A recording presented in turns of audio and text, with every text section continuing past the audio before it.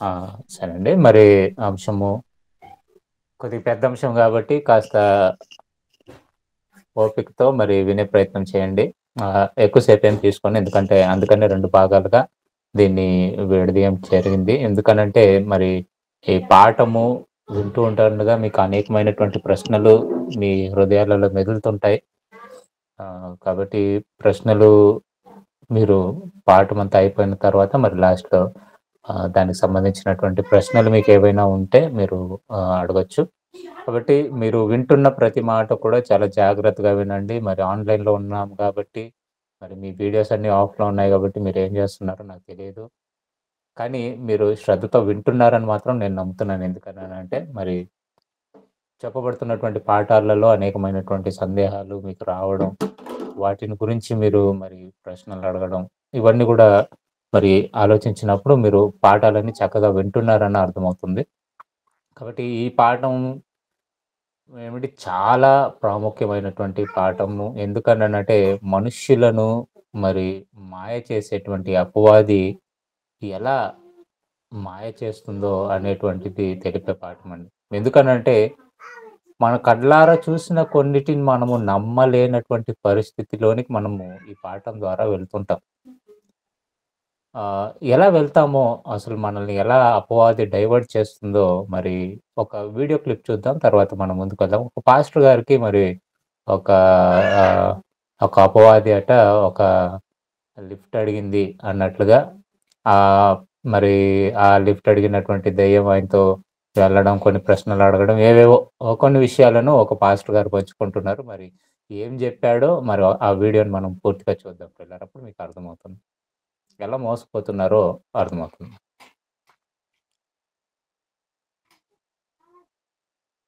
కొద్దిగా ఫాస్ట్‌గా ఒక శామ్యూల్ దేవవరం 1.5 అన్న స్పీడ్. అని వేరే టాపిక్ చెప్దాం అనుకున్నా, ఈరోజు సమయం లేదులే. ఇది వీలైతే ఒకటి కొద్దిగా చెప్పి ఫాస్ట్ ముగిస్తా. ఫార్వర్డ్ బెటర్ అండి. రియల్ గా జరిగిన సంఘటన నమ్మరు, కొంతమంది ఏడిశారు. వాళ్ళు నమ్మకపోతే నాకేందంట చేయాలి దేవుడు. దేవునికి స్తోత్రం. స్పీడ్ పెంచండి చాలు. మనం ఫాస్ట్ ప్రార్థన చేయాలేమో ఫార్వర్డ్ దానికోసం చేయకండి. చేద్దాం. స్పీడ్ పెంచండి. ఆయన ఆ, ఆ నక్సల్స్ మార్గంలో నుంచి బయటకు వచ్చేసాడు. దేవుని సేవలోకి వచ్చాడు. ఓ రోజు ఒక ఊరు నుంచి ఇంకో ఊరికి వెళ్ళాలంట ఆయన. నైట్ బాగా పొద్దుపోయింది, 10:30, 11 అట్లా అవుతుంది. మరి ఎందుకు వెళ్ళాడో, వేరే ఊరు వెళ్ళాడు. ఆ ఊరు నుంచి ఇక్కడికి వచ్చి, ఇక్కడ నుంచి సైకిల్ దొక్కుతా ఆ చెరువు కట్ట ఒకటి ఉందంట, పెద్ద చెరువు కట్ట. మరి ఇవన్నీ చెబితే దడుచుకుంటారే, మళ్ళా లేనిపోయింది. దేవునికి స్తోత్రం కలిగిన గాక. హల్లెలూయా. ఈయన ఇమ్మానియల్ గారని అదొక స్టోరీ ఉంది. ఆ ఊరు వెళ్ళాల 3 కిలోమీటర్లు 4 కిలోమీటర్లో ఉంటుంది. కొంచెం దూరం తొక్కినాక చెరువు కట్ట స్టార్ట్ అవుతుంది. ఆ కట్ట మీద నుండి తొక్కుంటూ వెళ్తే మొత్తం ఒక అరగంట కష్టపడి చక్కగా సైకిల్ దొక్కేస్తే వెళ్ళిపోతాడు అక్కడికి. లేదా ఒక 20 నిమిషాలు బాగా వేగంగా దొక్కితే. ఏదో ఆ వెన్నెలకు ఒక దారిలాగా కనపడుతుంది, ఆ మార్గంలో వెళ్తున్నాడు ఒక్కడే పాపం. సరే ఊరు దాటాడు. ఊరు దాటిన తర్వాత ఇక ఎడారి స్టార్ట్ అయింది. ఇక ఎడారిలో వెళ్తున్నాడు. ఆ చెరువు కట్టే సమీపంలో ఒక స్త్రీ నిలిచి ఉందంట. ఇదేందో దెయ్యాలు ఎప్పుడు కనపడి ఆడోళ్ళనే కనపడతాయి, నాకు అర్థం కాదు. మూవీస్లో కూడా చూడండి మీరు, లేడీస్ని చూపిస్తారు, దెయ్యాలు చూపిస్తారు. సినిమా డైరెక్టర్లు కూడా వాళ్ళ భార్యలు అలా కనపడతారేమో పాపం. వాళ్ళు అట్లా ఆ సినిమాలు రాసేవాళ్ళు కూడా ఎక్కువ లేడీసే కనపడతారు, ఎంతో మరి అర్థం కాదు. సరేలే, ఎందుకు ఆ పరిశోధన తర్వాత చేద్దాం. అంటే దేవదూతలు మాయాస్వరూపులు, వాళ్ళు ఏ రూపాన్నైనా పోలి కనపడతారు. జంతువులా కూడా కనపడవచ్చు. ఒక పశువుల, గేదెలాగా, కుక్కలాగా, పిల్లిలాగా, రకరకాల ఆకృతుల్లో కనపడవచ్చు. అది ఇవన్నీ విని బుర్ర పాటు చేసుకోకండి, మళ్ళా తెలుసుకోండి. జస్ట్ ఆమె నిలబడి ఉంది, చాలా చక్కగా ఉందట. ఆ డార్క్లో కూడా ఆమె ఫేస్ క్లియర్గానే బాగా సౌందర్యవంతంగా ఉన్నట్టు ఆమె నిలిచిన తీరు, ఆమె మాట అంతా అర్థమవుతుందట. భయంగా నిలబడి ఉందంట. ఈయన ఆశ్చర్యపోయి, ఏంటమ్మా ఎవరు నువ్వు, ఈ జామున ఇక్కడ ఉన్నావు ఏంటి అని అడిగాడు. ఆ పై ఊరికి వెళ్ళాలండి, నేను కూడా ఒంటరిదాన్ని అయిపోయాను, వేరే పని మీద వచ్చాను, తిరిగి వెళ్ళాలంటే ధైర్యం చాలలేదు, ఇక్కడ చెరువు కట్టు ఉంటుంది, మనుషులు ఎవరు ఉండరు, భయంగా ఉంది, ఎవరన్నా తోడుంటే వెళదామని ఎదురు చూస్తా ఉన్నాను, ఎట్లనో మీరు వచ్చారు, సంతోషం, నన్ను సైకిల్ ఎక్కించుకొని అక్కడ దాకా నన్ను దించండి అందట. మరి దేవుని సేవకుడు క్రొత్తగా సేవలోకి వచ్చాడు, అప్పుడే జూనియర్ సేవకుడు అనమాట, సీనియర్ సేవకుడు కూడా కాదు, జూనియర్ సేవకుడు. క్రొత్తగా ఏందో దేవునిలోకి వస్తే ఏం విశ్వాసమో విశ్వాసం కదా, తర్వాత చల్లారిపోయిద్దిలే కానీ అన్నిటికీ ఆయనే ఉన్నాడన్న పట్టుదల, అందుకే అంధకారంలో కూడా బయలుదేరాడు అనమాట. సరే దాందే ఉంది తల్లి, నేను ఎక్కించుకుంటానమ్మా, వెనక కూర్చొని వెనక ఎక్కించుకొని ఇక తొక్కటం మొదలు పెట్టాడు. ఆమె ఇక అడగటం మొదలు పెడుతుంది, వేరే విషయాలు ఏం అడగట్లా. ఏం చేస్తుంటారండి మీరు అని అడిగిందంట. నేను MBBS చదివానమ్మా, ఇప్పుడు సేవలోకి వచ్చేసాను, అన్ని వదిలేశాను, దేవుని సేవలోకి వచ్చానమ్మా అంటే, అదిగా ఆయన శామ్యూల్ దేవవరం అంటే దైవజనుడు, ఆయన ఈ మధ్య కాలంలోనే ప్రభు దగ్గరికి వెళ్ళిపోయాడు. ఆయన చాలా అద్భుతంగా మాట్లాడతాడండి, వాక్యం చాలా బాగా చెప్తాడు. ఆయన ఏడుస్తారు ఆయన మాటలు వింటే, అంత బాగా అద్భుతంగా మాట్లాడతాడు. మంచి దైవజనుడు శామ్యూల్ దేవవరం, మన కన్నీళ్లతోనే వాక్యం చెప్తాడు ఆయన. 2000 మంది కాపరిగా ఉన్నాను, నువ్వు ఆశించావు కానీ నేను వచ్చేదానికి కన్వీనియంట్ లేదు, నాకు ఆ స్వేచ్ఛ లేదు నాయన, వీళ్ళందరి బాధ్యత నేను చూడాలన్నాడు. సరేనన్నాను, వదిలేసి ఆయన సరే ఎక్కడొచ్చాగా సైకిల్ ఎక్కించుకున్నాడు, సైకిల్ తొక్కుతున్నాడు, ముందుకు వెళ్తుంది. ఆహా, దేవుని సేవకులా మీరు? అవునమ్మా, దేవుని సేవ చేస్తున్నాను నేను. మంచిది, మీరు బైబిల్ బాగా చదువుతారా అందట. ఏదోనమ్మా, ఈ మధ్య కాలంలోనేగా కాస్త చదువుతున్నానమ్మా, పర్వాలేదు బాగానే, అంటే కొన్నిసార్లు చదివాను అన్నాడట. ఏం లేదండి, బైబిల్లో నాకు కొన్ని సందేహాలు ఉన్నాయి, మీరు చెప్తారా అని అడిగి. చెప్పమ్మా, దాన్నే ఉంది, దేవుడు నాకు జ్ఞానం ఇస్తే చెప్తాను అన్నాడు. ఇక బైబిల్ ఆది కాండంలో నుంచి ప్రశ్నలు అడుగుతూ మొదలుపెట్టింది. దిమ్మ తిరుగుతుంది అని ఆ కూర్చున్న మనిషి, ఆ కూర్చున్న స్త్రీ అడుగుతున్న ప్రశ్నలకి బైబిల్ థియాలజీ చేసినటువంటి వాడు కూడా అర్థం కాని ప్రశ్నలు తీసి అడుగుతుందట. అచ్చంగా పరిశోధన, బైబిల్ మీద పరిశోధన చేసి రకరకాల ప్రశ్నలు వేసుకొని సమాధానాలు చెప్పుకొని కూర్చుంటారు చూడు, అట్లాంటి వాడు కూడా అంతు చిక్కని పాయింట్స్ని అడిగి ఆయన విశ్వాసాన్ని ప్రశ్నార్థకమయ్యేటట్టు మాట్లాడుతుందట. చివరికి అతడు దేవుణ్ణే సందేహించేటట్టు మాట్లాడుతుందట. అమ్మ, నువ్వు బాగా బైబిల్ చదివినట్టున్నావంటే, నాదేం చదువులేండి, ఏదో తెలిసి తెలియని జ్ఞానంతో అడుగుతున్నాను అంటుందంట. సైకిల్ దొక్కుతానే ఉన్నాడు, బండి పోతానే ఉంది, చెమటలు కక్కుతున్నాడు. అప్పటికి తొక్కటం మొదలుపెట్టి 30 గంట అయిపోయింది. వెళ్ళాల్సిన ఊరు రాలా. అడుగుతున్న వాటికి సమాధానం చెబుతున్నాడు, సైకిల్ దొక్కుతున్నాడు, చెమటలు కారిపోతున్నాయి, ఊరు రాలేదు. ఎట్టుంది ఆయన పని అంటే, స్టాండ్ వేసి సైకిల్ దొక్కుతున్నట్టుంది. దేవునికి స్తోత్రం కలిగను గాక. స్టాండ్ వేసి సైకిల్ దొక్కితే ఎంత దొక్కినా అక్కడే ఉంటుంది కదా, అట్లుంది. సరే, అడుగుతున్నది, చెబుతున్నాడు, ఏదో తిప్పలు పడి మొత్తానికి రాజీ పడుతుంది. అట్లనా, సరే, ఈ పాయింట్ సంగతి ఏంటి? మొత్తం బైబిల్లోంచి తీసి అడుగుతుంది. వేరే టాపిక్ ఏం లేదు వాళ్ళ మధ్య, బైబిల్ వాక్య సంబంధమైన సంభాషణ. అలా మాట్లాడి చివరికి 30 గంట అయిపోయింది. వాస్తవంగా గట్టిగా దొక్కితే 20 నిమిషాల్లో వచ్చేది, 45 నిమిషాలు దొక్కిందా ఆ ఊరు రాటల్లా. కొన్ని తొక్కటం తక్కువ దొక్కుతున్నాడా, బాగా కష్టపడి తొక్కుతున్నాడు సైకిల్. డౌట్ వచ్చింది. వయసు చూస్తే చాలా చిన్నది లాగుంది. ప్రశ్నలేమో తలబండిన వాళ్ళకి సంబంధించిన ప్రశ్నలు అడుగుతుంది.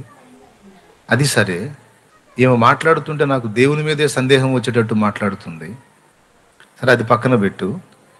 ఇప్పటికి నేను తొక్కటం మొదలుపెట్టి దాదాపు గంట దాకా అవుతున్నట్టుంది, ఇంతగా ఊరు రావట్లేదు, అసలు నేను ఎక్కడున్నాను, ఎక్కడ దొక్కుతున్నాను ఏంటి అని డౌట్ వచ్చింది.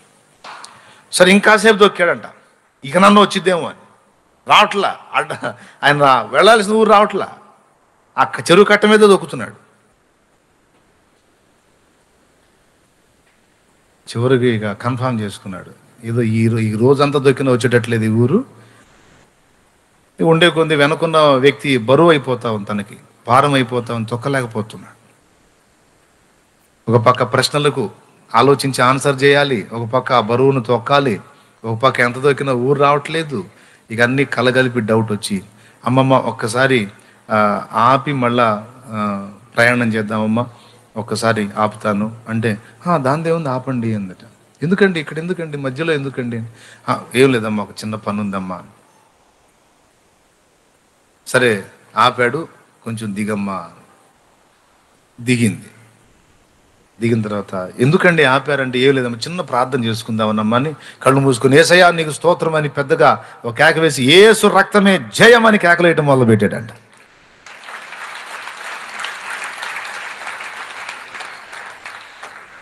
యేసు రక్తం యేసు రక్తం యేసు రక్తం అని లేచాడు. లేచేసరికి అప్పటిదాకా అతనితో మాట్లాడి సంభాషించిన ఆ వ్యక్తిగా కనపడలే అతనికి. ఒక బలమైన గాలి అతని ప్రక్క నుండి జయమని వెళ్ళిపోయినట్టుగా శబ్దం వచ్చేసి అక్కడ ఉన్న పర్సన్ కనపడలే. ఓకే అండి, ఇక నిలబడి ప్రార్థన చేసుకుని 2 మాట. ఓకే పిల్లరా, మరి చూశారు కదా.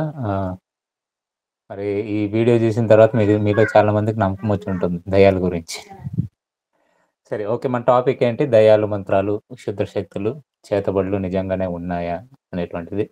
మరి గడిచిన 2 వారాలలో ఒక వారం మనము చనిపోయిన వారు ప్రేతాత్మలే తిరిగి వస్తారా భూమి మీదకి అనేటువంటి పాఠాన్ని మనము నేర్చుకున్నాం. అలాగే పోయిన వారం మనం ముల్లోకాల మర్మాల గురించినటువంటి విషయాలను మనం కాస్త మరి ధ్యానించాం. మరి చనిపోయినటువంటి వారు ప్రేతాత్మలే తిరిగి భూమి మీదకి వస్తారా అనేటువంటి పాఠానికి కాస్త కొనసాగింపుగా దయ్యాల గురించి కాస్త ఇంకొన్ని విషయాలను మనం నేర్చుకునే ప్రయత్నం చేద్దాం. ఎందుకంటే ఇంకా మనం ఎంత డిస్కస్ చేసినా ఈ టాపిక్లో చాలా అనుమానాలు, చాలా ఇంకా సందేహాలు ఎక్కువ మందికి ఉంటాయి. ఎందుకనంటే ఆ పాఠం కేవలం చనిపోయిన వారు తిరిగి వస్తారా అనే దాని దగ్గరే ఆపేశాం. తర్వాత మరలా మరి దురాత్మలు ఏంటి అనేటువంటిది కాస్త టచ్ చేశాను లాస్ట్లో. మరి ఆ దురాత్మలు యెహోవా సన్నిధి నుండి వచ్చాయి అనేటువంటి సంగతిని మరి మనం డిస్కస్ చేసుకొని అంతటితో ఆపేశాం.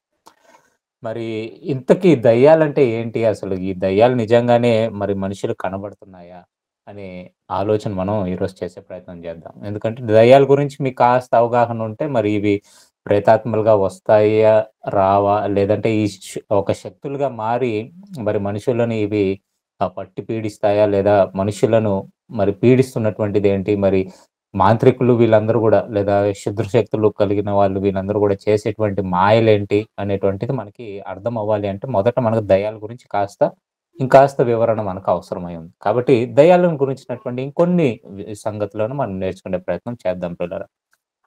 మరి దయ్యాలు మరి నిజంగానే ఉన్నాయా అని మనం ఆలోచిస్తే, మరి చనిపోయినటువంటి వారు దయ్యాలుగా రారని మనకి వాక్యము బలంగా చెప్తుంది.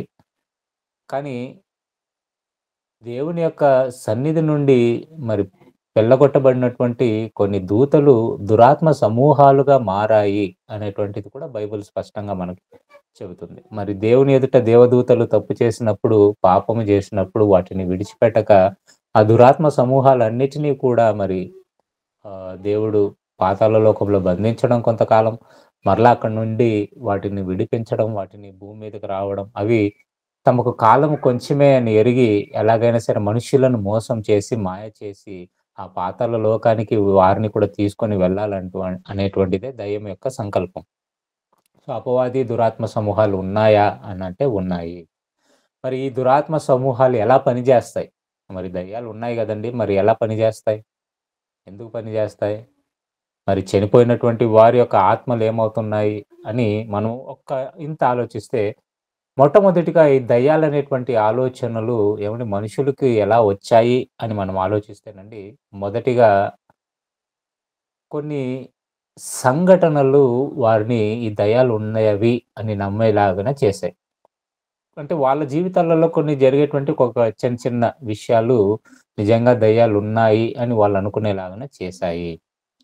క్రీస్తునందు ప్రియులారా, మరి ఎలా దయ్యాలనేటువంటి కథలు ఎలా వచ్చాయి మొదటిగా అని మనం ఆలోచిస్తే, అండ్ కొన్ని కథలు ప్రాచీన కాలం నుండి కూడా కొన్ని కథలు మరి ప్రాముఖ్యంగా మనుష్యులు మరి చెబుతూ ఉంటారు.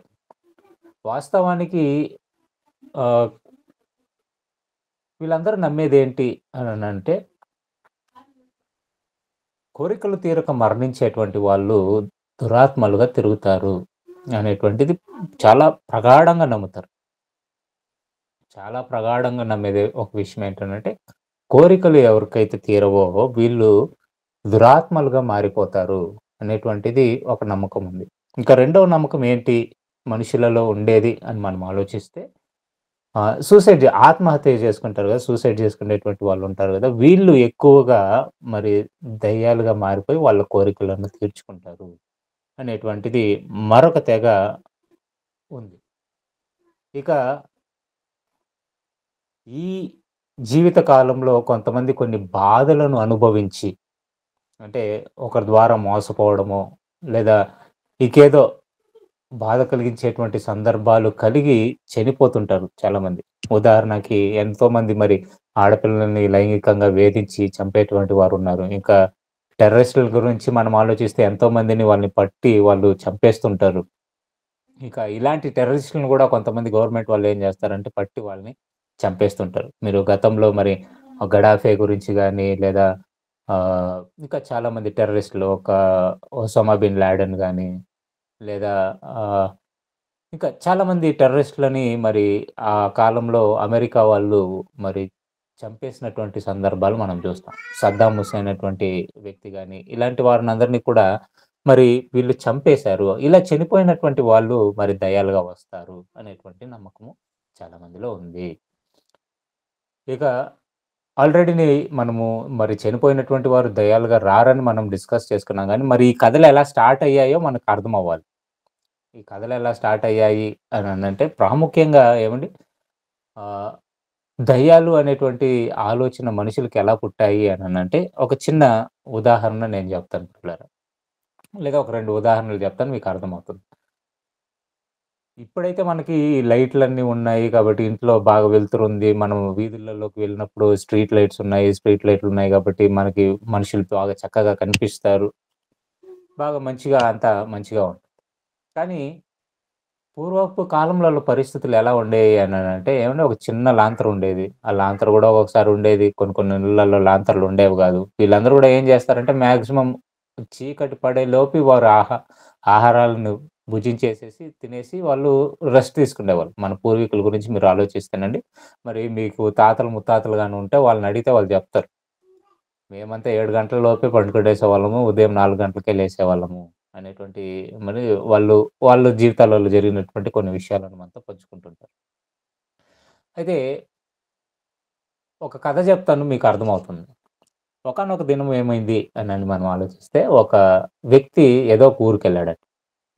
ఊరికెళ్ళి మరి తిరుగు ఇంటికి రావాలి అనేటువంటి దీంట్లో చీకటి పడిన తర్వాత వస్తున్నాడు. నైట్ సుమారు ఒక 8, 9 ఆ టైంలో అప్పటికి అందరూ పండుకుండేసుంటారు గదండీ! ఊర్లలో అప్పటికి అందరూ పండుకుండేసుంటారు.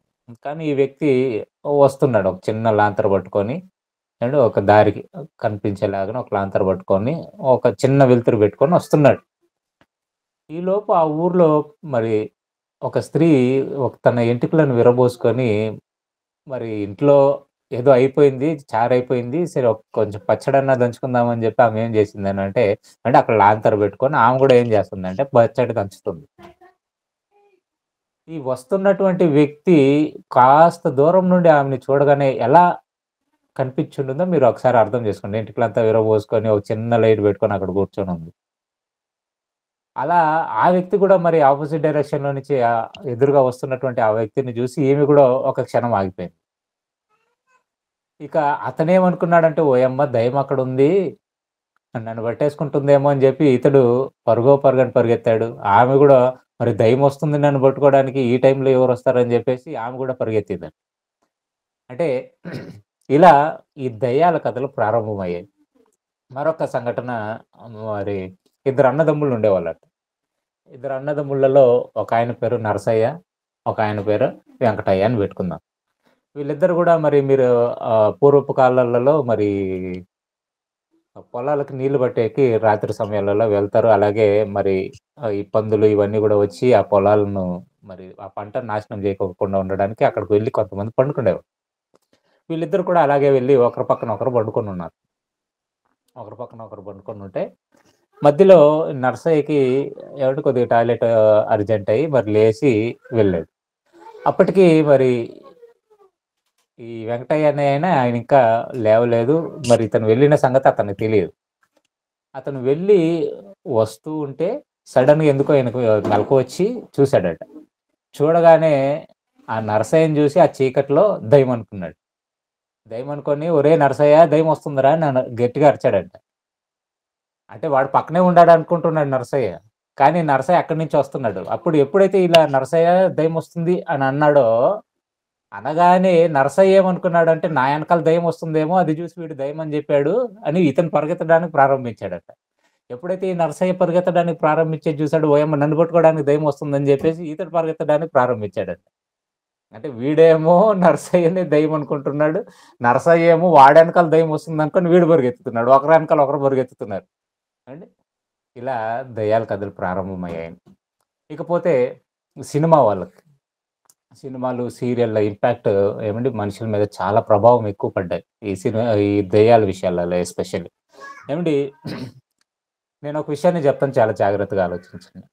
దెయ్యం సినిమాలు చూసినటువంటి అనుభవాలు మీకుంటాయి. ఇప్పుడు కాకపోయినా ఏవండీ గతంలో జూసుంటారు. అప్పటి వరకు మీ ఇంట్లో మీరు ధైర్యంగా తిరుగుతారు. ఏ రూమ్‌కైనా ధైర్యంగా వెళ్తారు. టాయిలెట్‌కైనా ధైర్యంగా వెళ్తారు. కానీ ఒక దెయ్యం సినిమా చూసిన తర్వాత టాయిలెట్‌కి వెళ్ళడానికి గూడా భయపడతారు. అవునా గదా! అప్పటి వరకు అది మీ ఇల్లే. ఆ ఇంట్లో మీరు రాత్రింబగళ్ళు తిరిగారు. చీకట్లో గూడా ఏమంటే కరెంట్ పోయినప్పుడు గూడా మీరు కిచెన్‌లోనికి వెళ్లి ఎక్కడ అగ్గిపెట్టుందో తవిడి జూసి మరి క్యాండిల్ వెలిగించినటువంటి మీరు, ఏమంటే ఒక్క దెయ్యం సినిమా చూడగానే లైటున్నా గూడా బాత్రూమ్‌లోనికి వెళ్ళడానికి భయపడుతుంటారు. అంటే ఆ ప్రభావం మనుషుల మీద అలా పడింది. కాబట్టి మనుషుల యొక్క ఈ మరి రియాక్షన్స్ చూసి జనాలేం జేశారంటే, దెయ్యం గురించినటువంటి అనేకమైనటువంటి సినిమాలు, కథలు, ఏవండీ పుస్తకాలు రాయడం ప్రారంభించారు. ఇకపోతే సినిమాల గురించి మనం ఆలోచిస్తే, సినిమాల్లో అంతా ఏముంటుంది జెప్పండి? దెయ్యం సినిమాలలో ఒకరు చనిపోతారు. చనిపోయి అన్యాయంగా చంపబడుంటారు. వాళ్ళు మరలా వస్తారు. ఏవండీ వాళ్ళు పగను తీర్చుకుంటారు. ఇవే మీరు జూస్తుంటారు ఎక్కువ శాతం. కాబట్టి మనుషుల యొక్క ఆలోచనలను గుర్తించినటువంటి వీళ్ళందరూ కూడా ఏం జేస్తున్నారంటే, ఈ దయ్యాన్ని క్యాష్ చేసుకోవడానికి ప్రారంభించారు వీటిలన్నిటిని కూడా. అలాగే మరి ఈ దయ్యాల గురించినటువంటి కథలు అనేకములు మనం చిన్నప్పటి నుండి విన్నాం. మరి అప్పుడే మీరు ఆ పాస్టర్ గారు గూడా చెప్పడం మీరు విన్నారు. ఏమని? ఒక దెయ్యమట మరి ఒక దైవజనుడి దగ్గరకొచ్చిందంట. ఒక ఏవండీ ఒక పడుచు పిల్లలాగుందంట. రాత్రయిందట. మరి సైకిల్‌లో లిఫ్ట్ అడిగిందంట. లిఫ్ట్ అడగగానే మరి 20 నిమిషాల్లో వెళ్ళాల్సినటువంటి స్థలానికి ఈయన తొక్కుతూనే ఉన్నాడంట, తొక్కుతూనే ఉన్నాడంట. ఆయన వెళ్ళడం లేదంట. ఆమె ఏదో బైబిల్ ఏవేవో అడుగుతున్నాయంట. ఏవేవో ప్రశ్నలు అడుగుతూ ఉంటే మరి ఈయన సమాధానం చెప్పలేక అప్పటికి ఇంకా జూనియర్ పాస్టర్ అట.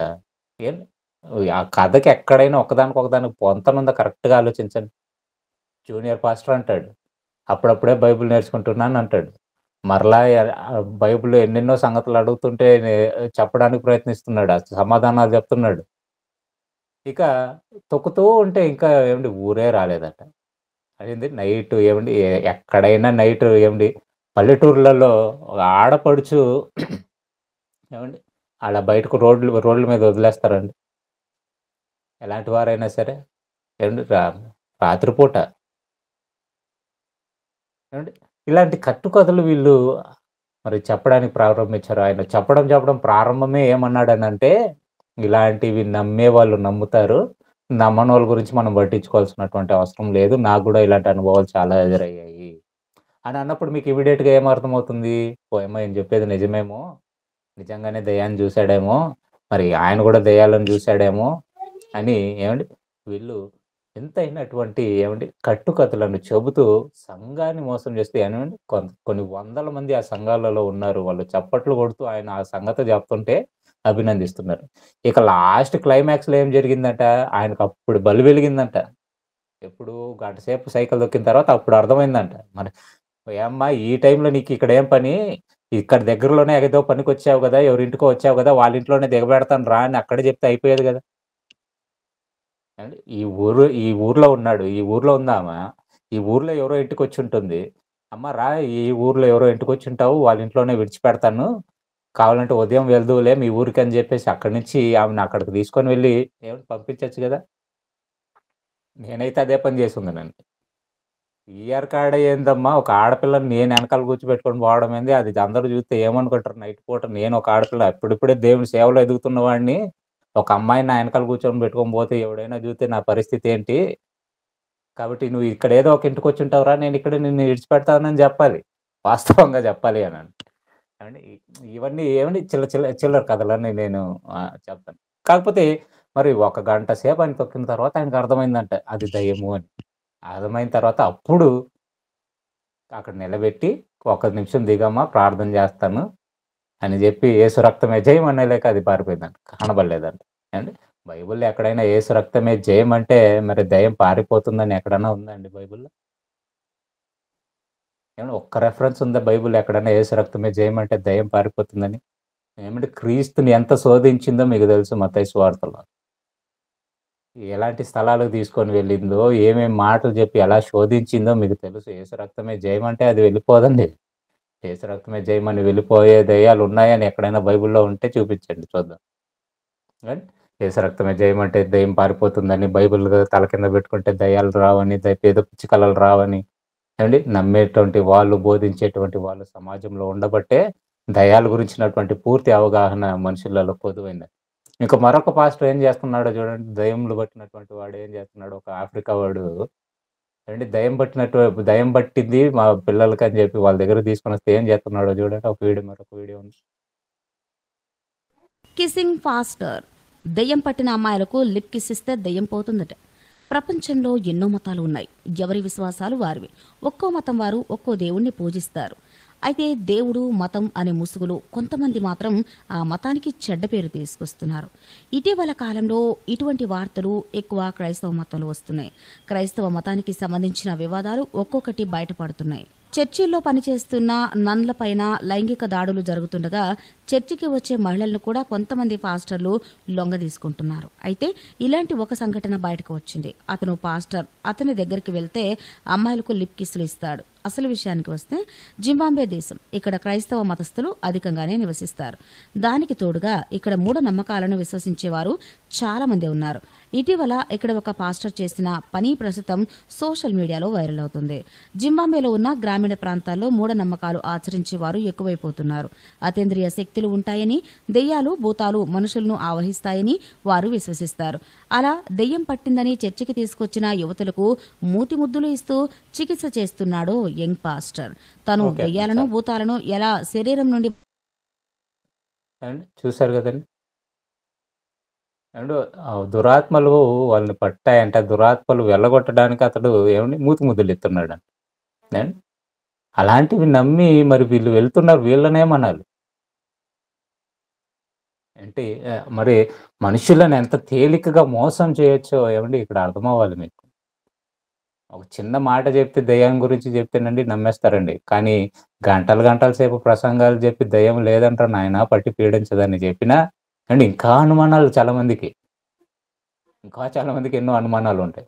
ఓకే ప్రియులారా మరి మనం అంశంలోనికి వెళ్దాం. ఇప్పుడు మరి నిజంగానే కోరికలు తీరనటువంటి వారు మరణిస్తే మరి దయ్యాలుగా వస్తారు అని ఒకవేళ వీళ్ళు అనే మాట నిజమే అయితే ప్రియులారా అప్పుడప్పుడు కొంతమంది దెయ్యం పట్టినటువంటి వారు ఎక్కువగా అడిగేదేంటి చెప్పండి?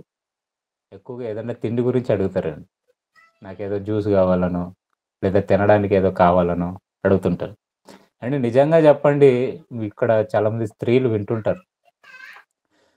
మీలో ఎంతమందికి నిజంగా నగల మీద ఆశ లేదు చెప్పండి?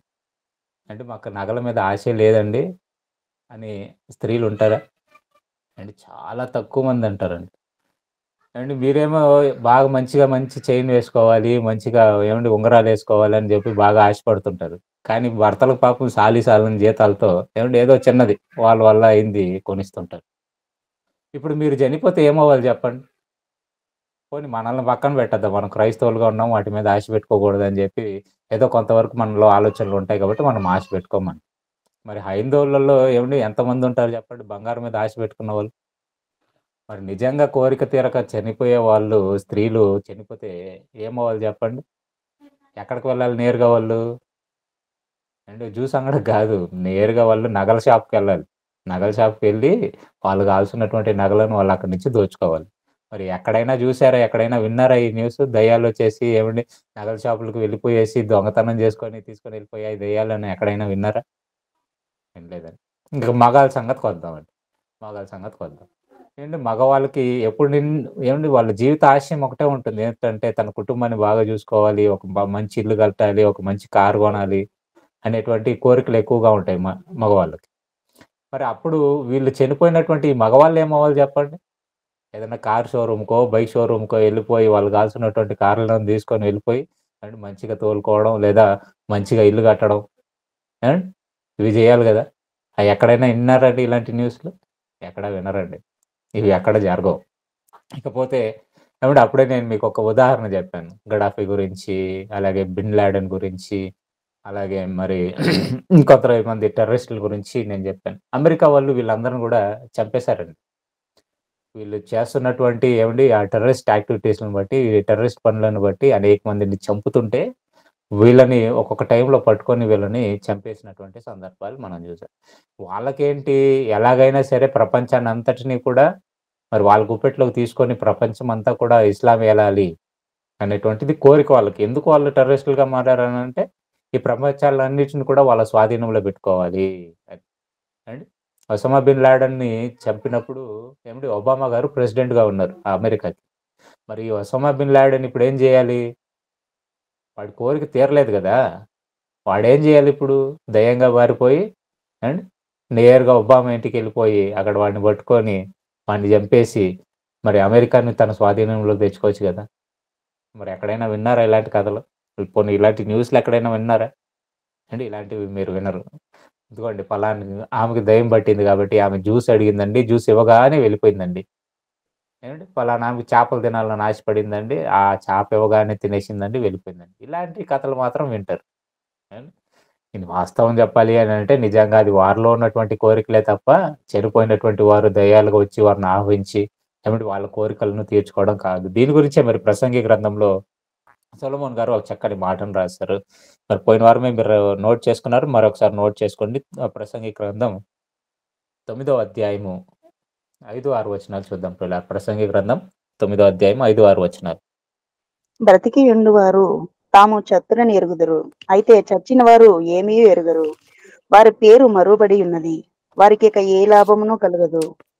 వారిక ప్రేమింపరు, పగ పెట్టుకొనరు, అసూయపడరు. సూర్యుని క్రింద జరుగు వాటిలో దేని యందును వారికి ఇక ఎప్పటికీ వంతు లేదు. ఆ! వాళ్ళు పగ పెట్టుకోరట, ప్రేమించరట. ఇక సూర్యుని క్రింద జరిగే అంటే భూమి మీద జరిగే దాన్ని దేని గురించి వాళ్ళు తలకాయ జడుపుకోరు అని ఒక మాట చెప్పేసాడు దేవుడు. మరి ఇంతకు నిజంగా కనిపించేటువంటి భూతాలు వాటి గురించి ఏంటి? మరి నిజంగానే కనిపిస్తాయా? అని మనం జూస్తే దీనికి యేసుక్రీస్తు ప్రభువు వారే ఒక సమాధానం జెప్పాడు. మీరు లూకా సువార్త 24వ అధ్యాయము 37వ వచనం గనుక చూస్తే లూకా సువార్త 24వ అధ్యాయము 37వ వచనం. అయితే వారు దిగులు పడి భయాక్రాంతులై భూతము తమకు కనబడినని తలంచిరి.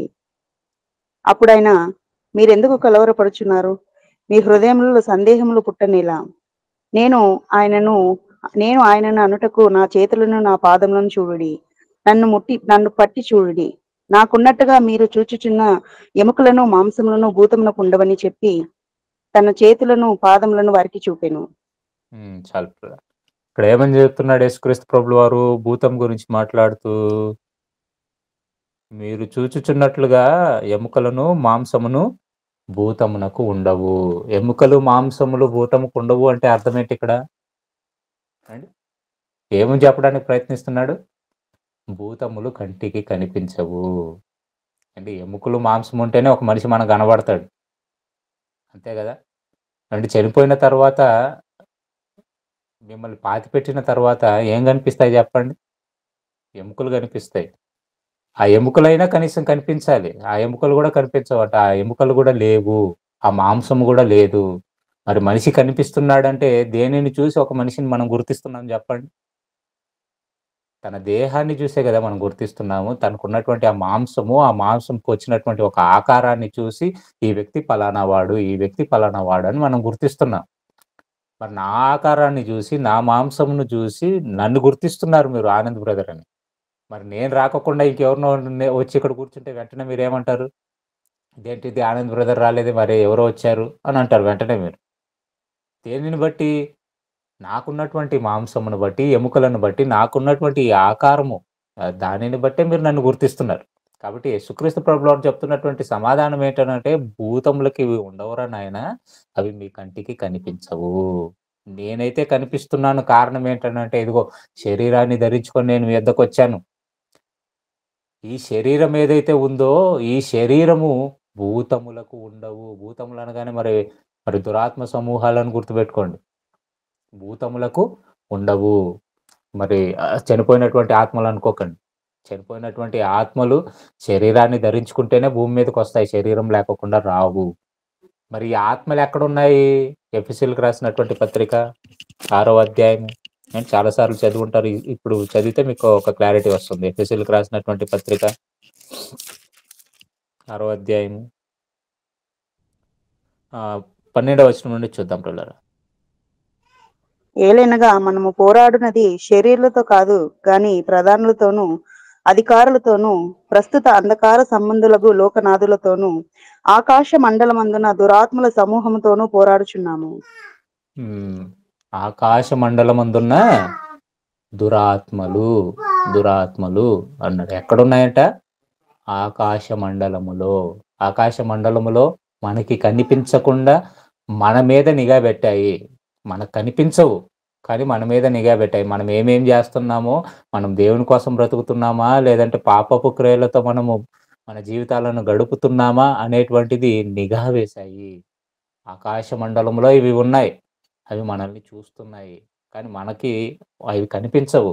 ఆ భూతములు మనకు కనిపించవు అని చెప్తున్నాడు దేవుడు. ఒకే మాట యేసుక్రీస్తు ప్రభువారు అదే మరి ఆయన చెప్తున్నటువంటి ప్రాముఖ్యమైనటువంటి విషయం. మాంసము లేదు, ఎముకలు లేవు, కనిపించవు అని స్పష్టంగా చెప్పాడు. కాబట్టి దయ్యాలు మనకు కనిపిస్తున్నాయంటే అవి కట్టుకథలు. ఎవరినో మనుషుల్నే మనం చూసుంటాం కానీ ఆ సందర్భంలో ఏదో దయ్యం అని మనం అనుకుంటాం. సడన్ గా ఏమిటి ఒక మార్గం గుండా మనం వెళుతున్నప్పుడు ఎవరో మనం వెనకాల నడుచుకొని వస్తున్నట్టు మనకు అనిపించింది అనుకోండి, మనిషి అని మనం అనుకోం. వెంటనే ఫస్ట్ మనం అనుకునేది దయ్యమనే అనుకుంటాం. తర్వాత మనిషిని చూసిన తర్వాత అప్పుడు రిలాక్స్ అవుతాం మనం. ఓ మనిషేనా? అవునా కదా అండి? దయ్యాలు ఎక్కడైనా శబ్దాలు చేసుకొని వస్తాయా?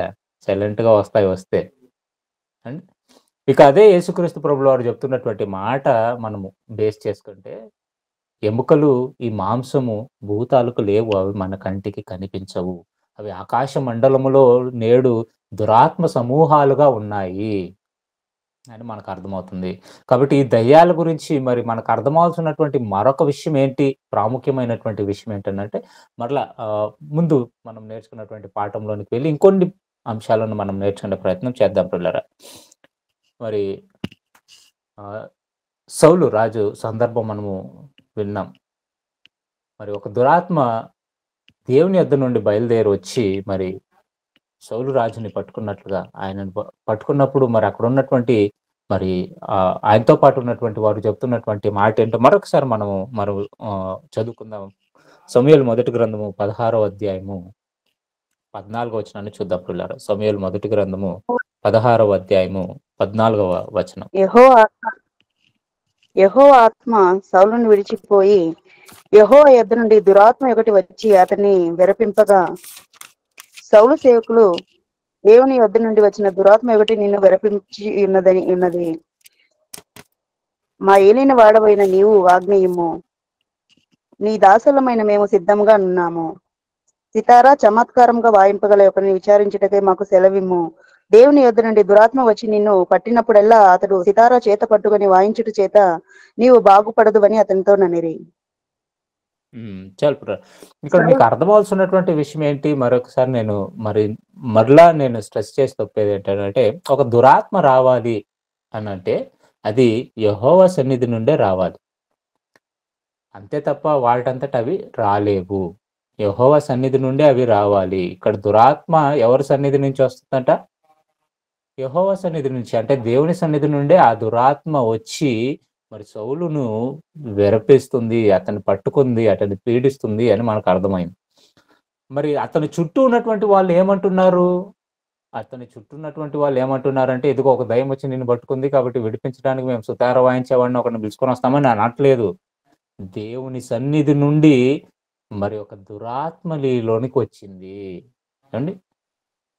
మీకు ఇక్కడ అర్థమవలసినటువంటి విషయం ఏంటంటే, యూదులు నమ్మేటువంటి ఒక విషయం లేదా ఇశ్రాయేలీలు నమ్మేటువంటి ఒక విషయం ఏంటి అని అంటే, ఒక దురాత్మ ఒక మనిషిని పీడించాలి అంటే అది దేవుని యొద్ద నుండే రావాలి.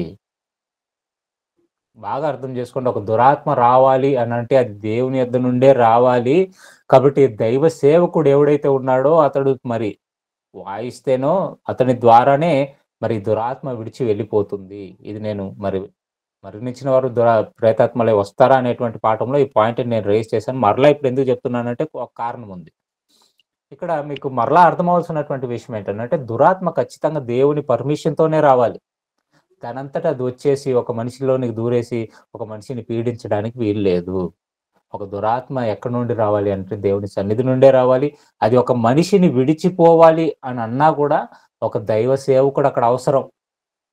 ఎవరు పడితే వాళ్ళు వెళ్ళిపోమంటే అది వెళ్ళిపోదు. ఒక దైవ సేవకుడు, దేవుని చేత ఎరుగబడినటువంటి వాడు, దేవుని ఆరాధించేటువంటి వాడు, దేవుని నమ్మినటువంటి వాడు, దేవుని అనుసరించేటువంటి వాడు అక్కడ ఉండాలి. మరి ఎవరినైనా మేము పిలుచుకొని వస్తాం, వాళ్ళే కూర్చొని అక్కడ వాయించచ్చు కదా సితారాలు.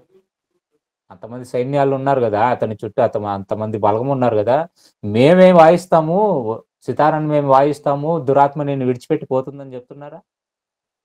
లేదు ప్రియులారా. ఒక దైవ సేవకుడు, ఒక భక్తుడిని మేము చూస్తాం. ఎవరు సరిగ్గా వాయించి మరి ఈ దురాత్మను నీలో నుండి వెళ్ళగొట్టగలడో అతన్ని మేము పిలుచుకొని వస్తామని చెప్తున్నారు. కాబట్టి ఒక దురాత్మ రావాలి అంటే అది దేవుని సన్నిధి నుండే రావాలి. అది విడిపోవాలి అని అంటే ఒక దేవుని యొక్క భక్తుని ద్వారానే జరుగుతుంది. ఇదే మాటను మీరు మనసులో పెట్టుకొని మరి యేసుక్రీస్తు ప్రభువు వారి యొక్క కాలములో దురాత్మలు కొన్ని మరి మనుషులను పట్టి పీడించాయి, మీకు బాగా తెలుసు. పీడించినప్పుడు యేసుక్రీస్తు ప్రభువు వారు వాటిని వెళ్ళగొట్టినప్పుడు అవన్నీ కూడా వెళ్ళిపోతున్నాయి. ఎందుకు జరిగింది ఇది? కాబట్టి దీని గురించి ఒక క్లారిటీ మీకు యోహాను సువార్తలో మరి ఒక క్లారిటీ ఇస్తాడు చూడండి. యోహాను సువార్త 20వ అధ్యాయము 30వ వచనాన్ని చూస్తే, యోహాను సువార్త 20వ అధ్యాయము 30వ వచనం ఎందుకు యేసుక్రీస్తు ప్రభువుల ద్వారా జరిగిందని ఇక్కడ రాస్తాడు. మరియు అనేకమైన ఇతర సూచక క్రియలను యేసు తన శిష్యుల ఎదుట చేసెను. అవి ఈ గ్రంథమందు వ్రాయబడి ఉండలేదు గాని యేసు దేవుని కుమారుడైన క్రీస్తు అని మీరు నమ్మునట్లును, నమ్మి ఆయన నామమందు జీవం పొందునట్లును ఇవి వ్రాయబడెను. ఎందుకు అవి జరిగాయంటే, ఎందుకు సూచక క్రియలు చేశాడు? మీరు యేసుక్రీస్తు ప్రభువు వారిని దేవుని కుమారుడని మీరు నమ్మాలని ఈ సూచక క్రియలన్నీ కూడా చేశాడు. మరి ఆయన చేసినటువంటి సూచక క్రియలన్నీ రాయాలి అని అంటే ఏమండి, ఈ భూమి మీద ఉన్నటువంటి పుస్తకాలే సరిపోవు, కానీ కొన్ని విషయాలను మాత్రమే మేము రాస్తున్నాము. కారణం ఏంటి అని అంటే, ఈ సూచక క్రియల ద్వారా యేసుక్రీస్తే దేవుని కుమారుడని మీకు అర్థం అవ్వాలి. మనల్ని రక్షించడానికి వచ్చినటువంటి మెస్సయ్య ఈయనే అని మీకు అర్థం అవ్వాలి.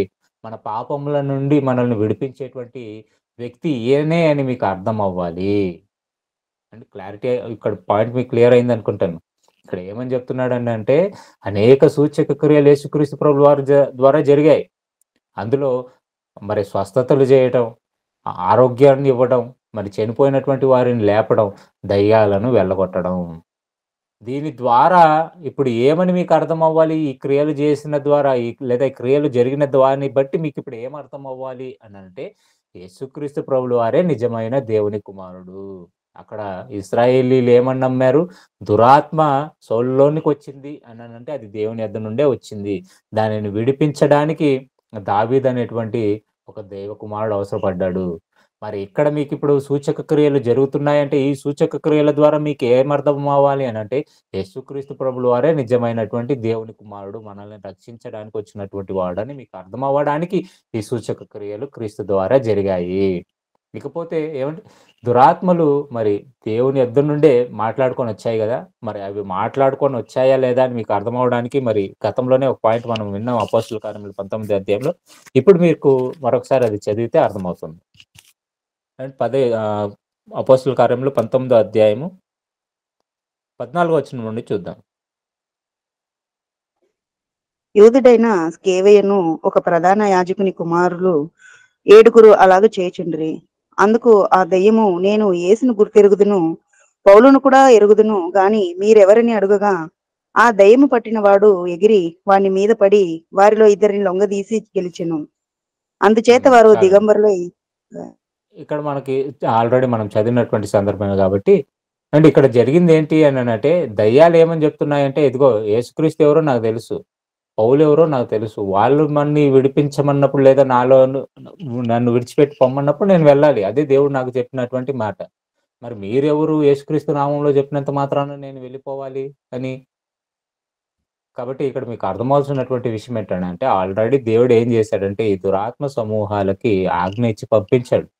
కొంతమందిలోనికి అవి ప్రవేశించాలి.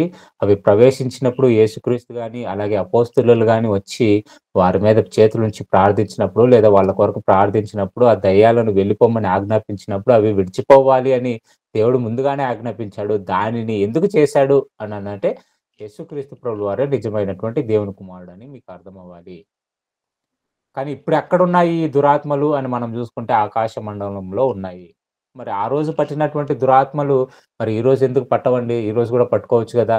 మనుషుల్ని అలా పట్టి పీడించొచ్చు గదా! అంటే అలా పట్టి పీడించడానికి దేవుడు ఆజ్ఞ ఇవ్వాలి. దేవుడు ఆజ్ఞ ఇస్తేనే అవి అలా రాగలవు. ఇకపోతే మరి మనకి మరి కొంతమంది దైవ సేవకులు అలాగే కొంతమంది పాస్టర్స్ మరి వేదికల మీద కొంతమందికి ప్రార్థించడం, ఆ దయ్యాలు వారిని విడిచిపెట్టి వెళ్ళిపోవడమో, లేదంటే దయ్యాలు విచిత్రంగా ఆడడమో ఏవండి మనం చూస్తుంటాం. మరి వీటి సంగతి ఏంటి అని మీకు ఒక ప్రశ్న రావచ్చు. ముందుగా ఒక వీడియో చూద్దాము. ఆ వీడియోలో మరి ఒక దయ్యం పట్టినటువంటి వ్యక్తులు ఎలా ప్రవర్తిస్తున్నారో చూసి, మరి బైబిలు దయ్యం పట్టినటువంటి వ్యక్తులు ఎలా ఉంటారో మనము ఈ రెండిటిని కంపారిజన్ చేస్తే నిజంగా వాళ్ళు దయ్యం పట్టినటువంటి వాళ్ళా, లేదా యాక్టింగ్ చేస్తున్నటువంటి వాళ్ళా అని మనకు అర్థమైపోతుంది పిల్లలు. మరి ఒక వీడియో ఉంది చూడండి. உன் பேர் என்ன? பானு. எந்த ஊரு? சென்னை. சென்னையில ஜாக்கிரதையா எப்படி தெரியும் உனக்கு? நான் டிவில பார்த்தேன். புதுயுகம் டிவியில பாத்தியா? பாருங்க, இந்த பிள்ளை சென்னையில இருந்து வந்திருக்கிறா. உன் பேருமா? பானு. என்ன பண்ணிட்டு இருக்கிற? டீச்சரா ஒர்க் பண்ணிட்டு இருக்கேன். டீச்சரா வேலை பார்க்கற. உனக்கு என்ன பிரச்சனைமா? விசாச போராட்டமா இருக்கு. அப்படியா? கண்டிப்பா நீ ஏசப்பா உன்னை விடுதலை ஆக்கிடுவார். எல்லாரும் கை நீட்டுவோம். சென்னையில இருந்து வந்திருக்கிற இந்த பானு டீச்சரா இருக்கிற இந்த பிள்ளைக்கு சாத்தானுடைய போராட்டங்கள் இன்னைக்கு கத்தர் 100%. எழும்பு எழும்பு எழும்பு எழும்பு எழும்பு எழும்பு. வாங்க வாங்க இங்க வாங்க. யார் வந்திருக்காங்க? என்ன பண்ணி வச்சிருக்க இவள நீ? இந்த பிள்ளைகிட்ட ஏன் நான் சொல்றது பதில் சொல்லு. இந்த பிள்ளைகிட்ட ஏன் வந்த அந்த பிள்ளைகிட்ட ஏன் வந்த? நில்லு நில்லு நில்லு. இந்த பாரு நில்லு. நீ சத்தம் போட்டாலும் ஒண்ணு நடக்காது. நில்லு. எல்லாம் கை நீட்டுவோம். இந்த பானுக்குள்ள இருக்கிற பொல்லாத ஆவியே இயேசுவின் நாமத்துல இப்பொழுது பானை விட்டு ஓடிடு ஓடிடு. మరొక వీడియో ఉంది, అది కూడా చూసేద్దాం. വിട്ടുപോടാ സാത്താനെ, നീ ഇപ്പോൾ യേശുവിന്റെ നാമത്തിൽ വിട്ടുപോടാ. Hallelujah hallelujah hallelujah hallelujah. സാത്താന്യ ബന്ധനങ്ങൾ ഇപ്പോൾ വിട്ടുമാറിക്കൊണ്ട് പ്രാർത്ഥിക്കുന്നു. സകല സാത്താന്യ ബന്ധനങ്ങൾ യേശുവിന്റെ നാമത്തിൽ വിട്ടുമാറിപ്പോകട്ടെ എന്ന് പ്രാർത്ഥിക്കുന്നു. സകല സാത്താന്യ ബന്ധനങ്ങൾ യേശുവിന്റെ നാമത്തിൽ വിട്ടുമാറിപ്പോകട്ടെ. എന്ന് പ്രാർത്ഥിച്ചുകൊണ്ട് സ്തോത്രം. യേശുവിന്റെ നാമത്തിൽ സാത്താൻ വിട്ടുപോകട്ടെ എന്ന് പ്രാർത്ഥിക്കുന്നു. യേശുവിന്റെ നാമത്തിൽ സാത്താൻ ഇപ്പോൾ വിട്ടുപോകട്ടെ എന്ന് പ്രാർത്ഥിക്കുന്നു. യേശുവിന്റെ നാമത്തിൽ സാത്താൻ ഇപ്പോൾ വിട്ടുപോകട്ടെ എന്ന് പ്രാർത്ഥിക്കുന്നു. Hallelujah, hallelujah. യേശുവേ നന്ദി കർത്താവേ, നന്ദി. യേശുവിന്റെ നാമത്തിൽ സാത്താൻ ഇപ്പോൾ വിട്ടുപോകട്ടെ. ഹല്ലേലൂയ. എല്ലാവരും പ്രാർത്ഥിച്ചോ. പിശാച് ഇപ്പൊ തന്നെ വിട്ടുപോകും. യേശുവിന്റെ നാമത്തിൽ അത്ഭുതം നടക്കട്ടെ. യേശുവിന്റെ നാമത്തിൽ സകല പൈശാചിക തട്ടിപ്പുകൾ ഇപ്പോൾ പരാജയപ്പെടട്ടെ എന്ന് പ്രാർത്ഥിക്കുന്നു. യേശുവിന്റെ നാമത്തിൽ സകല അറുകൊലകളും വിട്ടുപോകും. യേശുവിന്റെ നാമത്തിൽ ഹല്ലേലൂയ, ഹല്ലേലൂയ, ഹല്ലേലൂയ. സകല പിശാചുക്കളും విట్టుపోదు. హల్లెలూయా. యేసు വലിയവൻ. ఓకే ప్రిల్లర్, మరి ఇప్పుడు చూసినటువంటి ఈ 2 వీడియోలలో మీకు ఒక విషయం అర్థం అవ్వాలి. అదేంటంటే మొదటి వీడియోలో ఒక మరి స్త్రీ వచ్చింది, ఒక అమ్మాయి వచ్చింది, మరి నాకు దయ్యం పట్టిందని ఆమె చెప్పుకుంటుంది.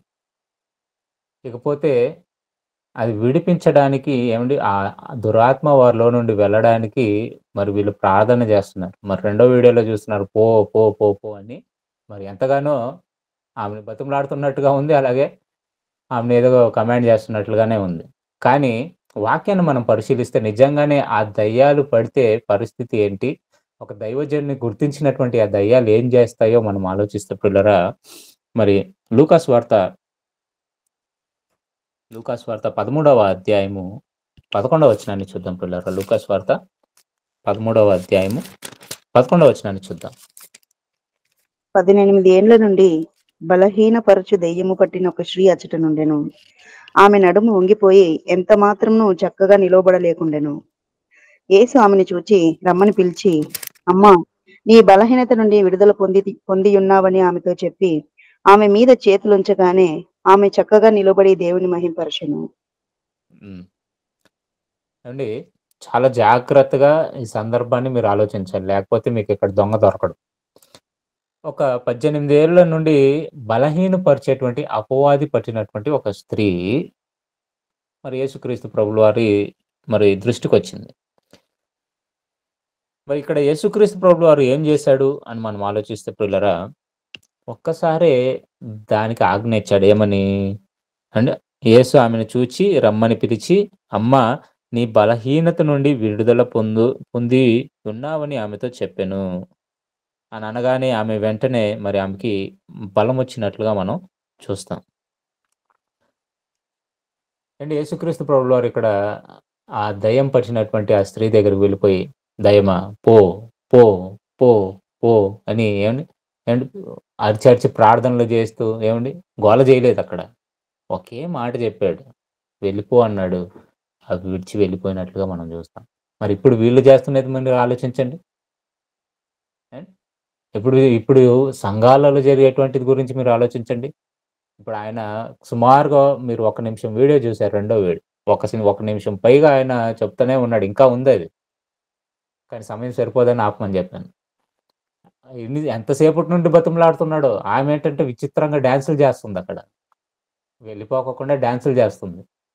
అండ్ నిజంగా ఒకవేళ దైవజనుడే అయితే ఒక్క మాట వెళ్ళిపో అనగానే అది వెళ్ళిపోవాలి. యేసుక్రీస్తు ప్రభుల వారు పో పో పో పో పో అని చెప్పేసి ఏమండి ఇది చేయలేదు, ఒక్క మాటే చెప్పాడు, వెళ్ళిపోమన్నగానే అవి వెళ్ళిపోయాయి. అర్థమవుతుంది కదా. మరి ఇప్పుడు జరిగేటువంటి డ్రామాలు ఇవన్నీ కూడా ఏమండి, ఇంకా కొన్ని వీడియోలు ఉన్నాయి దైవం చిత్తమైతే, మరి వచ్చే వారం మనం వాటిని చూసుకుందాం, ఎలా మోసం చేస్తున్నారు పాస్టర్స్ అనేటువంటిది వచ్చే వారం మనం చూద్దాం. అయితే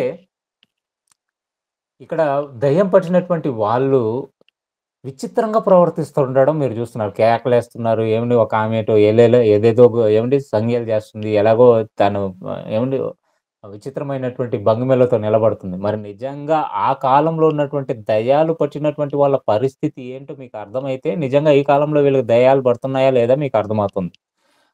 ఇప్పుడు మీరు మార్కు స్వార్త 9వ అధ్యాయం, ఇప్పుడు లూకా స్వార్తలో మీరు ఒక దయ్యాన్ని చూసారు. ఆ దయ్యం ఏం చేస్తుంది అంటే ఆ స్త్రీని మరి బలహీనపరుస్తుంది. అంటే ఒక రోగాన్ని ఆమెలోనికి వచ్చేలాగానే చేసింది. ఆ రోగం ద్వారా ఆమె బలహీన పడుతుంది అని మీకు అర్థం చేసుకోవాలి. ఇక మార్కు స్వార్త 9వ అధ్యాయం, మార్కు స్వార్త 9వ అధ్యాయం 17-18 వచనాలు చూద్దాం పిల్లలు. 9వ అధ్యాయం 17వ వచనం. జనసమూహంలో ఒకడు, బోధకుడా, మూగదయ్యము పట్టిన నా కుమారుని ఎద్దుకు తీసుకుని వచ్చి తిని, అది ఎక్కడ వానిని పట్టునో అక్కడ వానిని పడద్రోయును. అప్పుడు వాడు నురుగ కార్చుకొని పండ్లు కొరుకుకొని మూర్ఛిల్లును. దానిని వెళ్ళగొట్టుటని నీ శిష్యులను అడిగి తిని గాని అది వారి చేత కాలేదని ఆయనతో చెప్పెను. చాలండి. ఇక్కడ మనం చూసుకున్నట్లయితే ఇప్పుడు ఒక దయ్యం పట్టినటువంటి వ్యక్తికి ఇప్పుడు ఏమవుతుందట? అతన్ని మూగపరిచింది. అంటే ఒక రోగాన్ని అతనిలోనికి వచ్చేలాగానే చేసి అది ఎప్పుడైతే అతనిలోనికి ప్రవేశిస్తుందో అతడు మూర్ఛిల్లుతున్నాడు. అంటే ఒక రోగాన బారిన పడిపోయాడు. ఒక మూగ దయ్యం పట్టింది ఇతనికి అని చెప్తున్నాడండి. అంటే ఒక రోగం వచ్చింది. దయ్యం అతనిలో ఉందంటే ఒక రోగం వచ్చిందని అర్థమవుతుంది. అలాగే మత్తయి సువార్త 17వ అధ్యాయము. మత్తయి సువార్త 17వ అధ్యాయము 15వ వచనాన్ని చూద్దాం పిల్లరా. వాడు చాంద్ర రోగే మిక్కిలి బాధపడుచున్నాడు. ఎలాగనగా అగ్నిలోను నీళ్ళలోను తరచుగా పడుచున్నాడు. నీ శిష్యుల ఎద్దకు వాడిని తీసుకుని వచ్చి తిని గాని వారు వాడిని స్వస్థపరచలేకపోయారని చెప్పాను. ఏమండి? ఇక్కడ ఏవో ఒక రోగంతో బాధపడుతున్నాడు. అంటే దయ్యం పట్టినటువంటి వాడికి ఏమొస్తుందట? రోగం వస్తుంది. అలాగే మీరు అదే మత్తయి సువార్తలో మరి 12వ అధ్యాయం 22వ వచనంలో కూడా చూస్తే దయ్యం పట్టినటువంటి వాళ్ళు ఒక రోగంతో బాధపడుతున్నట్లుగా మనం చూస్తాం. అంటే ఓవరాల్‌గా మీరు వాక్యాన్ని పరిశీలిస్తే ఇక్కడ మీకు అర్థమయ్యేటువంటి విషయం ఏంటనంటే దయ్యం పట్టినప్పుడు వాళ్ళు బలహీన పడుతున్నారు. ఒక రోగముతో బాధపడుతున్నారు. మరి యేసుక్రీస్తు ప్రభులు వారు వారి గురించి ప్రార్థన చేసినప్పుడు ఆ బలహీనతల్లో నుండి విడిపింపబడుతున్నారు అని మీకు అర్థమవ్వాలి. కానీ ఏమండి మీరు చూసినటువంటి వీడియోలలో వాళ్ళు విచిత్రంగా అరవడం, విచిత్రంగా ఏమండి వాళ్ళ భంగిమలు విచిత్రంగా పెట్టడం, ఇలా మీరు అనేక వీడియోలు చూసుంటారు. అండ్ నేను 1, 2 మాత్రమే చూపించాను. మీరు ఒకవేళ మీరు యూట్యూబ్‌లో తెరిస్తేనండి ఇలాంటి కోకొల్లలు కనిపిస్తాయి మీకు.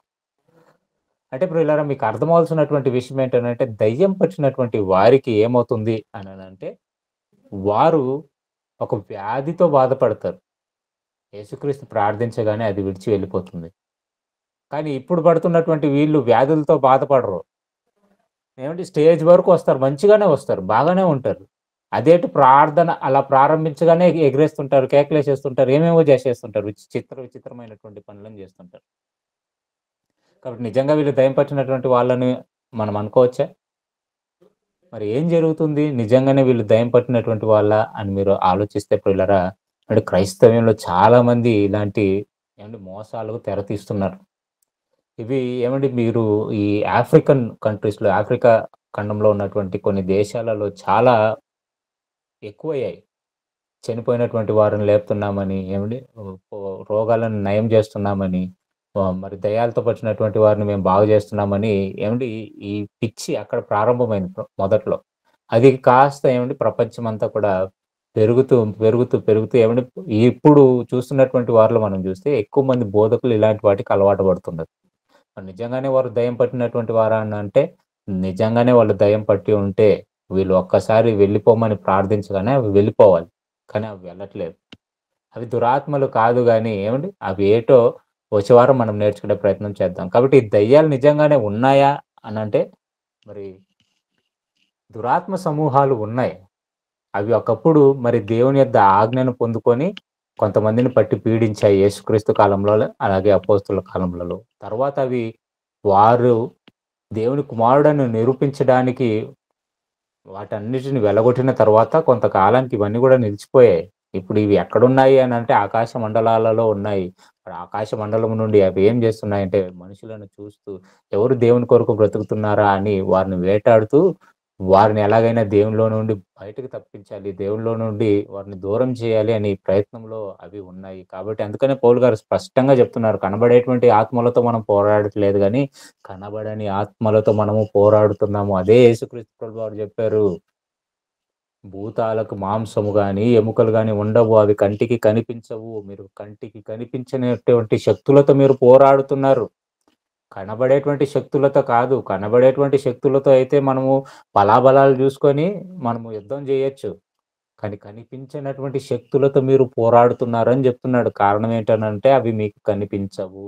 పౌలు గారు కూడా అదే మాట చెప్తున్నారు, ఆకాశ మండలం ముందు ఉన్నటువంటి దురాత్మల సమూహాలతో మీరు పోరాడుతున్నారు అంటున్నాడు. మీకు కనిపించవి. కాబట్టి మీకు అర్థమవుతున్నటువంటి విషయం ఏంటంటే దయ్యాలు కనిపించవు. మరి దయ్యాలు కనిపిస్తున్నాయని చెప్తున్నటువంటి ఇవన్నీ గూడా కథలు. మరి ఈ దయ్యాలను బేస్ చేసుకొనే మనం ఏమని వింటున్నామనంటే దురాత్మ సమూహాలు ఇవన్నీ కూడా వాడుకొని కొంతమంది చేతబడులు చేసేవాళ్ళు, మరి ఈ బాణామతి, చిల్లంగి ఇవన్నీ చేసేటువంటి వారు ఈ దురాత్మలని వాడుకొని ఏవండీ ఇవన్నీ గూడా చేస్తున్నారు. చేతబడులు చేస్తున్నారు. అలాగే కొంతమంది అన్యులు గూడా ఏమంటే దయ్యాలను వెళ్ళగొడుతున్నారు. అవి మా కళ్ళారా మేము జూస్తున్నాము అనేటువంటి మరి అనేకమైనటువంటి ఆలోచనలు ఇప్పుడు మీలోకి వస్తుంటాయి. కాబట్టి ఈ చిల్లంగిలేంటి, ఈ బాణామతులేంటి ఇవన్నీ గూడా మరి వాడుతున్నారు. ఇవన్నీ చేస్తున్నారా? నిజంగానే మరి దురాత్మ సమూహాలను వాడుకొని ఇవన్నీ గూడా జేస్తున్నారా? ఇప్పుడు మీకు ఒకవేళ డౌట్ గూడా రావచ్చు. మరి ఈ దురాత్మ సమూహాలు ఉన్నాయని మీరే జెప్తున్నారు గదా! మరి ఈ దురాత్మ సమూహాలు ఉన్నప్పుడు ఈ దురాత్మలను వాళ్ళు స్వాధీనము జేసుకొని ఈ ఈ చిల్లంగి చేసేటువంటి వాళ్ళు, మంత్రాలు చేసేటువంటి వాళ్ళు వీళ్ళందరూ గూడా ఈ దురాత్మలనే వాళ్ళు స్వాధీనపరుచుకొని మరి ఇవన్నీ గూడా చేయొచ్చు గదా! అనేటువంటి ఆలోచన మీ మైండ్‌లోకి రావచ్చు. కాబట్టి దీని గురించి మరి వచ్చే వారం మనం నేర్చుకునే ప్రయత్నం చేద్దాం. మరి ఈ ఇవాల్టికి ఈ పాఠాన్ని ఇక్కడితో మనం ఆపుకుందాం. మరి ఈ దురాత్మలు నిజంగానే వాళ్ళకు లొంగుతాయా? మరి ఈ మంత్రాలు చేసేటువంటి వాళ్ళకి అవి నిజంగానే లొంగుతాయా? మరి వాళ్ళు వీటినన్నిటిని కూడా వాడుకొని ఒక మనిషిని పీడించగలరా? ఒక మనిషిని చంపగలరా? అనేటువంటిది మరి వచ్చే వారం మనం కంటిన్యూ చేసుకుందాం. మరి ఇప్పుడు చెప్పినటువంటి సంగతులలో మీకు ఏదైనా ఒక డౌట్స్ ఉంటే మీరు అడగొచ్చు. క్లారిఫై చేస్తాను. లేదంటే మనం పాఠాన్ని క్లోజ్ చేసుకుందాం.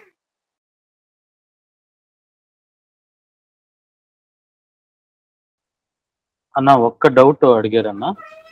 అదేంటంటే యేసు ప్రభు పనిచేసే కాలంలో మరి దయ్యాలు మరి నా సమయం ఇంకా రాలేదు అని ఆయన అన్నప్పుడు, మరి మమ్మల్ని వెళ్ళటానికి స్థలం ఏమన్నప్పుడు, మరి ఇదిగో ఆ పందుల్లోకి మేము వెళ్తాము అని వారు అడిగినప్పుడు యేసు ప్రభు పర్మిషన్ ఇచ్చినట్టు అక్కడ ఉంది పందుల్లోకి.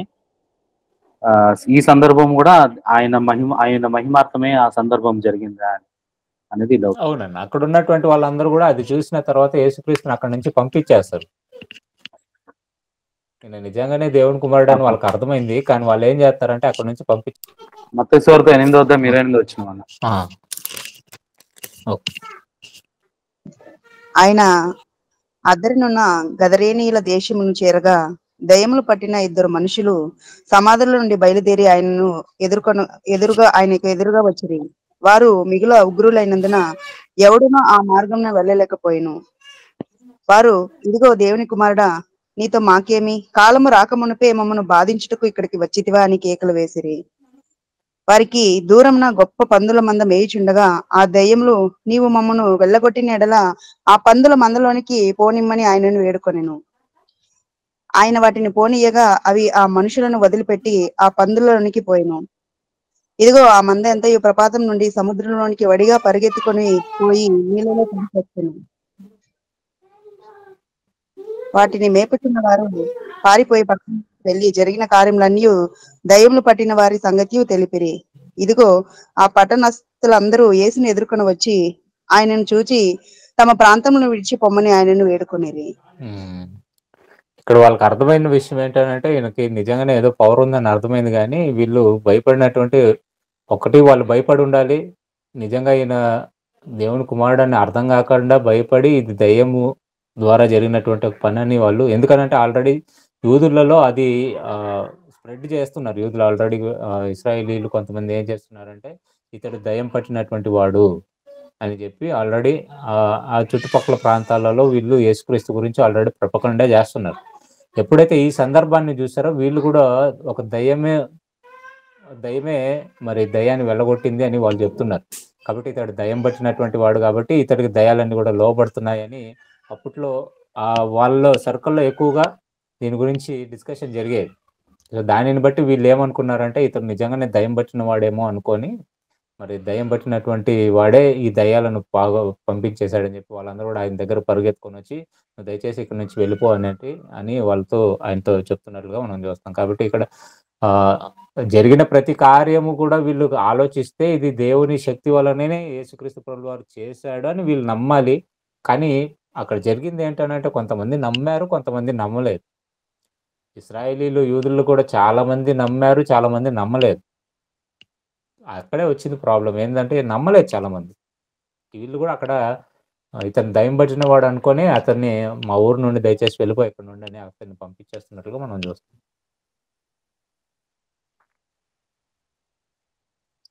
ఓకే అన్న, థ్యాంక్ యూ అన్న. బైబిల్‌లో ఒక విషయం ఏంటంటే అన్న, ఏ సూచక క్రియ క్రీస్తు చేసినా గూడా, యేసుక్రీస్తు ప్రభువారు చేసినా గూడా, అది యేసుక్రీస్తు ప్రభువారు దేవుని కుమారుడని వాళ్ళకి అర్థమవ్వడానికి మాత్రమే జరిగాయి. ఒక మాట చెప్తాను. యోబు గ్రంథము క్షమించాలి. యోహాను సువార్త 14 అధ్యాయము 4 వచనాన్ని చూద్దాం. ఇప్పుడు సందర్భం ఏంటనంటే చనిపోయినటువంటి వ్యక్తిని లేపుతున్నాడు. అక్కడేమి జరిగిందో చూద్దాం. యోహాను సువార్త 11 అధ్యాయం 4 వచనం.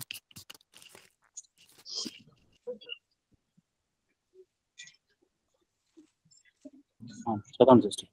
యేసు అది విని, ఈ వ్యాధి మరణము కొరకు వచ్చినది కాదు గాని దేవుని కుమారుడు దాని వలన మహిమ పరచబడినట్లు దేవుని మహిమ కొరకు వచ్చినదని ఇక్కడ లాజరు సందర్భాన్ని మనం చూస్తాం. లాజరు వ్యాధిగ్రస్తుడుగా ఉన్నాడు, చనిపోతాడు.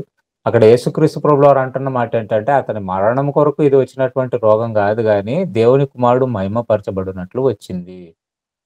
అంటే ప్రతి సూచక క్రియ వెనక ఇతను దేవుని కుమారుడని యూదులకు అర్థమవ్వాలని దేవుడు ఇవన్నీ కూడా చేయించాడు. కాబట్టి ఏ సూచక క్రియ జరిగినా దానిని చూసి వీళ్ళు యేసుక్రీస్తే నిజంగా దేవుని కుమారుడని వీళ్ళు నమ్మాలనే సూచక క్రియలు చేశాడు. అలా నమ్మిన తర్వాత ఆయన చెప్పినటువంటి వాక్యాన్ని విని పరలోక రాజ్యానికి మనం ఎలా వెళ్ళాలో తెలుసుకోవాలనేటువంటిదే దేవుని ప్రణాళిక యాక్చువల్‌గా. కానీ యూదులు ఏంటంటే వాళ్ళు ఎంతకాడికి యేసుక్రీస్తు ప్రభువారు ఇన్ని సూచక క్రియలు చేసినా వాళ్ళు లాస్ట్ వరకు ఆయన్ని నమ్మలేదు. కనుకనే మరి పౌలు ద్వారా అన్నిలలోనికి ఎక్కువగా వాక్యం వెళ్ళింది తప్ప యూదులకి చాలా తక్కువగా వెళ్ళింది వాక్యం మనం చెప్పాలంటే. అన్న మరొక క్వశ్చన్ వచ్చిందన్న. అదేంటంటే మరి మీరు చెప్పిన రీతిగా మరి యేసు ప్రభు కాలంలోనే మరి దయ్యాలు భూతాలు ఎక్కువ రావటం అనేది ఆయన దేవుని కుమారుడు అని తెలుసుకోవడానికి అని అనిపిస్తుంది. ఎందుకంటే మరి ఈ రోజుల్లో మనము మీరు చెప్పినట్టు వాక్య ప్రకారంగా ఏవి కూడా మనకు కనిపించట్లేదు. అంటే నిజంగా ఎక్కువ ఆయన కాలంలోనే ఆయన మరి ఎక్కువ దయ్యాలు కనిపించడం అనేది వాస్తవము అనేది ఒక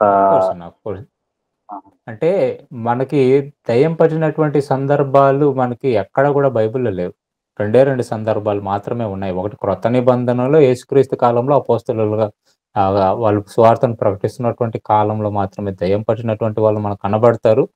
అలాగే పాత నిబంధనకు వెళితే మనకి సౌలు రాజు విషయంలో జరిగింది మాత్రమే మనం చూస్తాం.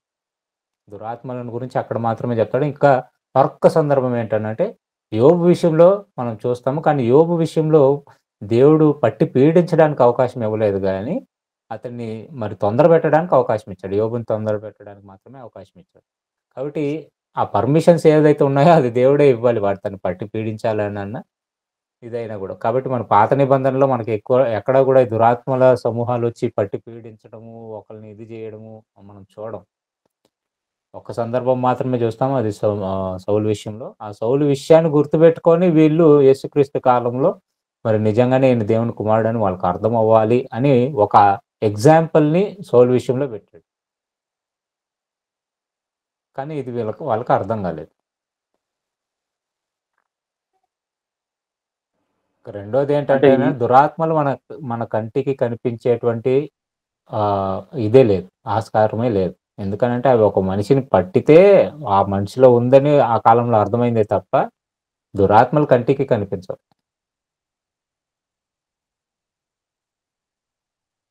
అది ఇప్పుడు నా పక్కలోనే కూర్చొని ఉండొచ్చు కానీ నాకు అది కనిపించదు. అంటే చూస్తుంటది నేనేం చెప్తున్నానో, మీకేం వాక్యం చెప్తున్నానా అని రిపోర్ట్ ఇవ్వడానికి దేవుని దగ్గర. సో అలా ఉంటాయి, మన పక్కలోనే ఉంటాయి కానీ మనకు కనిపించవు. కాకపోతే మనల్ని పట్టి పీడించవు అంతే. మన గురించి రిపోర్ట్ వెళ్తూ ఉంటుంది. ఏం చేస్తున్నాడు, ఒంటరిగా ఉన్నప్పుడు ఏం చేస్తున్నాడు, ఇంట్లో ఉన్నప్పుడు ఏం చేస్తున్నాడు అన్ని రిపోర్ట్లు వెళ్తుంటాయి దేవుని దగ్గర మన గురించి. మన పక్కలోనే ఉంటాయి, మనకు కనిపించవు అంతే. అంటే 100% ఇప్పుడు ఈ రోజుల్లో దయ్యాలు భూతాలు అనేవి లేవు. అంటే పట్టి పీడించడం అనేటువంటిది లేదండి. కాకపోతే ఏంటంటే వాయు సంబంధమైనటువంటి అధికారిగా ఉన్నాడు. వాయు సంబంధమైనటువంటి దురాత్మలు ఉన్నాయి. అవి మన చుట్టూ తిరుగుతూనే ఉన్నాయి. మనల్ని చూస్తూనే ఉన్నాయి గానీ, మనల్ని పట్టి పీడించి, మనల్ని బలహీనపరిచేటువంటి ఇదైతే లేదు. ఫెసిలిటీ అయితే దేవుడు వాటికి ఇవ్వలేదు. కనీసం భయపెట్టేంత కూడా లేదు. నథింగ్ లేదు. అవి అలా చేయాలి అంటే దేవుడు ఫస్ట్ వాటికి పర్మిషన్ ఇవ్వాలి కదా. మన విషయంలో ఏం చెప్పాడు అని అంటే, సాతాను గోధుమల వల్ల మిమ్మల్ని జల్లించడానికి తండ్రి వద్ద పర్మిషన్ తీసుకునింది, కాబట్టి ఆ విషయంలో మీరు జాగ్రత్తగా ఉండండి అని చెప్పాడు.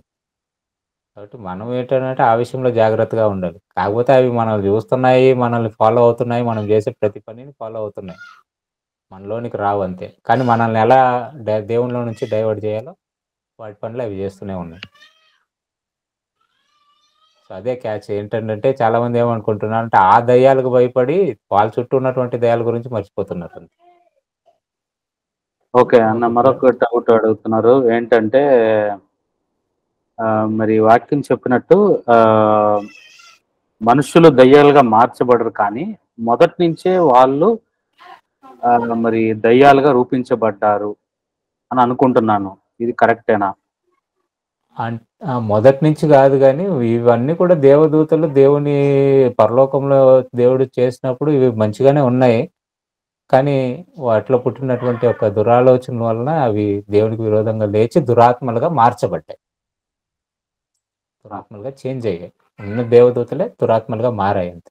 సో ఫస్ట్ నుంచి అవి దయ్యాలుగా లేవు, కానీ వాటిలో పుట్టినటువంటి ఒక దురాలోచనను బట్టి అవి మరి దురాత్మలుగా మార్చబడ్డాయి తర్వాత. అంటే లూసిఫర్ అనే అతను ఎవరైతే మరి దేవునికి విరోధంగా యుద్ధం చేసి ఓడిపోయి పడిపోయాడో, ఆయన వెనకాల ఉన్న ఆయన వెంబడించిన వాళ్ళు ఆ సమూహాలు వాళ్ళు దురాత్మలుగా మార్చబడ్డారు. అవే మనకి ఈ రోజు అంటే ఇప్పుడు ఎపిసి పత్రికలో మీరు చూపించినట్టు మరి ఆకాశ మండలంలో సమూహం అదే మీకు ప్రకటన గ్రంథం 20వ అధ్యాయంలో ఉంటుంది. అలాగే పేతురు గారు రాసినటువంటి మొదటి పత్రిక 2వ అధ్యాయంలో కూడా ఉంటుంది. సో అవి పాపం చేసినప్పుడు వాటిని విడిచిపెట్టక మరి పాతాళ లోకంలోకి పంపించి మరలా భూమి మీదకి వాటిని పంపించడం, ఇవన్నీ కూడా మరి జరిగినట్లుగా ఇప్పుడు అవి ఏం చేస్తున్నాయంటే మనల్ని మానిటర్ చేస్తున్నాయి. ఒకవేళ అవి మనల్ని ఏమైనా చేయాలి అని అంటే దేవుడు వాటికి పర్మిషన్ ఇవ్వాలి. దేవుడు పర్మిషన్ ఇవ్వకుండా అవి కూడా ఏం చేయలేదు. అన్న మరో క్వశ్చన్ అన్న, ఏంటంటే మరి పాపం చేయడానికి ప్రేరేపించేది దురాత్మేనా? ఆ తర్వాత మరి దేవుని వాక్యం మందు విశ్వాసం ఉంచక మరి ఎక్కువ లోక సంబంధమైన విషయాల మీద ఆశ పెట్టుకోవడం, లేకుంటే దాన్ని ఫాలో అవ్వడము అనే ప్రేరేపణ కలిగించేది కూడా దురాత్మేనా అనేది ప్రశ్న. ఖచ్చితంగా దురాత్మలే, కాకపోతే దాంట్లో మందు కూడా కొద్ది కొట్ట ఉంది. దురాత్మలు మనల్ని ప్రేరేపిస్తాయి. ప్రేరేపించినప్పుడు వాటిని మనం అణుచుకోవాలి. ఎందుకంటే వాక్యం అదే కదా చెప్తుంది, మీరు పోరాడున్నది శరీర సంబంధమైనటువంటి నేత్రాశ, శరీరాశ, జీవపు డమ్మము అని కూడా చెప్తున్నాడు. అంటే మీ శరీరంతో మీరు పోరాడుతున్నారు, దీనిని ప్రేరేపిస్తున్నది అపవాదే. తప్పు చేయడానికి ప్రేరేపిస్తుంది అపవాదే, కానీ అది చేయకోకుండా మనల్ని మనం ఎంతవరకు ప్రొటెక్ట్ చేసుకోగలుగుతున్నాం అనేటువంటి చాలా ఇంపార్టెంట్. ఎందుకంటే ఒక వ్యక్తిని ఎక్కడ పడేయాలో అపవాదికి బాగా తెలుసు. డబ్బు మీద కూర్చుంటే డబ్బునే ఎరగా వేస్తుంది. మనకు ఒకవేళ వేరే ఇంకేదైనా ఉంటే వాటిని మనకి ఎరగా వేసి ఇంకా దేవునికి దూరంగా చేసేటువంటి ప్రయత్నాలు అదే చేస్తుంది. అందుకనే పేతురు గారు రాసినటువంటి మొదటి పత్రిక 5వ అధ్యాయం 8వ వచనంలో గర్జించే సింహం వల్లే ఎవరిని మృంగుదునా అని అది వెతుకుతూ తిరుగుతున్నాడు అని చెప్తున్నాడు స్పష్టంగా. వెతుకుతూ తిరుగుతున్నాడు అంటే దేనికోసము? మనల్ని మోసం చేయడానికే. కాబట్టి ఇలాంటి ప్రేరణలు అవే ఇస్తుంది. కాకపోతే ఏంటంటే మన ఆత్మ బలంగా ఉంటే ఈ ప్రేరణలకు మనం లోబడమన్నమాట. వాటికి లోబడుతున్నామంటే అపవాదికి లోబడిపోతున్నాము. కనుకనే యేసుక్రీస్తు ప్రభువు వారు ఏమన్నాడు, మీరు మీ తండ్రి యొక్క అపవాది సంబంధులు అన్నాడు. అంటే అపవాదిని మీరు ఫాలో అవుతున్నారు నన్ను కాదని. సో మనల్ని ప్రేరేపించేది కూడా అపవాదే, కాకపోతే ఆత్మలో మనం బలంగా ఉండి వాటిని ఎదిరించడానికి మనము శక్తి పొందుకున్న వారమై మనం ఉండాలి. మనం కూడా వాటి గురించి ఎక్కువగా ఇన్డెప్త్ లోనికి వెళ్ళిపోయి ఏం పర్లేదులే మనం సంపాదించుకొని ఇవన్నీ కూడా మనం లగ్జరీని అనుభవించాలనేటువంటి మైండ్ మనలో కొంచెం వచ్చేసిందంటే ఇంకా అక్కడి నుంచి మనలో మన కుట్ర స్టార్ట్ అవుతుంది. ఇంకా అక్కడి నుంచి అపవాది ఏం చేయదు. అదేం చేస్తుందంటే ఒకసారి మనల్ని గుంతలో నెట్టేస్తుంది. నెట్టేసిన తర్వాత ఈ గుంతే బాగుందని మనం అక్కడ సెటిల్ అయిపోయామంటే ఇంక అది పట్టించుకోదు. ఎప్పుడైతే మనం దాంట్లో నుంచి బయటికి రావడానికి ప్రయత్నిస్తామో అప్పుడు మరలా దాన్ని మనల్ని తోసేయడానికి ప్రయత్నం చేస్తుంది. కాబట్టి ఒకసారి పడిపోయిన తర్వాత ఎలా లేవాలి, దేవుని కొరకు ఎలా మనం ముందుకు వెళ్ళాలి అనేటువంటిది మన మైండ్‌లో ఉండాలి. అలా లేకపోతే అది తోసేసిందంటే, పడిపోయిందంటే ఇదే బాగుందని కమ్మగా అక్కడే కూర్చుంటే ఇంకా మనం దేవుని కొరకు ఏం చేయలేం. ముందుకు వెళ్ళలేం. మన జాగ్రత్తలో మనం దేవునిలో మనం జాగ్రత్తగా ఉండాలి. యెస్. పడిపోకుండా జాగ్రత్త. అవును. ఎంతవరకు మనల్ని మనము దేవుని విషయంలో కాపాడుకుంటామో దానిని బట్టే ఉంటుంది. కాకపోతే ఏందంటే దాని ప్రయత్నం అది అపవాది ప్రయత్నం అది చేస్తూనే ఉంటుంది. మనల్ని ఎలాగైనా పడగొట్టాలని తన ప్రయత్నాలలో అది ఎప్పుడూ ఉంటుంది. పడిన వాడిని పెద్దగా పట్టించుకోదు. నడుస్తున్న వాడిని లేవడానికి ప్రయత్నించే వాడిని ఎక్కువగా టార్గెట్ చేస్తుంది. ఓకే అన్న. నాకొచ్చిన క్వశ్చన్స్ ఉన్నాయి. వేరే ఏమన్నా ఏదైనా క్వశ్చన్స్? క్వెషన్ ఉన్నా కూడా మీరు నెక్స్ట్ వీక్ అడగొచ్చు. ఇబ్బంది ఏం లేదు. ఎందుకంటే ఇప్పుడు నెక్స్ట్ వీక్ ఇంకా డౌట్స్ ఎక్కువ ఉంటాయి. ఎందుకంటే మంత్రాల గురించి వీటి గురించి మనం వెళ్ళినప్పుడు దయ్యాల గురించి నాకు తెలిసి మాక్సిమం అందరికి క్లియర్ అయి ఉంటుంది. ఇక ఈ మంత్రాల గురించి వెళ్ళినప్పుడు మనకి కొద్దిగా డౌట్స్ ఎక్కువ వస్తాయి. సో నెక్స్ట్ వీక్ మనం ఇంకా ఎక్కువగా ఆన్సర్ చేసే ప్రయత్నం చేద్దాం. అమ్మ అడగండి. కల్పనమ్మ గారికి డౌట్ ఉన్నా అడగాలనుకుంటున్నారా ఏమన్నా? అన్న వందనాలు ఆనందన్న. అమ్మ వందాలమ్మా, చెప్పండి. అన్న మామూలుగా దయ్యం పట్టిన వాళ్ళు పేర్లు చెప్తారు కదన్నా, మేము ఫలానోళ్ళము ఫలానోళ్ళం మంచి పేర్లు కూడా చెప్తారు కదన్నయ్య. అవునమ్మా. ఇట్లా విలేజ్లలో ఎక్కువ అన్న అది. అదే ఆల్రెడీ నేను ఇది మరణించిన వారు ప్రేతాత్మలే వస్తారా ఆ భాగంలో చెప్పాను. అవి కొన్ని వ్యాధులతో బాధపడుతున్నటువంటి సందర్భాలు, కొన్ని మానసిక రోగాలతో బాధపడుతున్నటువంటి వాళ్ళు ఎక్కువగా ఎవరు ఎక్కువగా ఇలా బాధపడతారంటే ఎక్కువగా పల్లెటూరులో ఉండేటువంటి వాళ్ళు. కారణం ఏంటి అని అంటే వీళ్ళని సరిగా పట్టించుకునే వాళ్ళు ఉండరు. వీళ్ళకి ఏంటంటే ఎక్కువగా ప్రేమ చూపించి దగ్గర తీసుకునే వాళ్ళు ఉంటారు ఎక్కువగా స్త్రీలలో. పురుషులంటే వాళ్ళు అందరితో కలిసి వాళ్ళకు సహవాసాలు ఉంటాయి, ఫ్రెండ్షిప్లు ఉంటాయి, వాళ్ళందరూ కలుసుకొని వాళ్ళ కష్ట సుఖాలు వాళ్ళు మాట్లాడుకుంటారు. కానీ స్త్రీలను చాలా మంది ఏం చేస్తుంటారు అంటే బయటికి పోనివ్వరు, ఎక్కువగా ఇంట్లోనే ఉంటారు. ఏదైనా బయటికి పోవాలన్నా ఏదైనా చేసినా కూడా వాళ్ళ మీద అనుమానించడం, వాళ్ళని కొట్టడం, తిట్టడం ఇవన్నీ కూడా ఎక్కువగా పల్లెటూరులలో జరుగుతుంటాయి.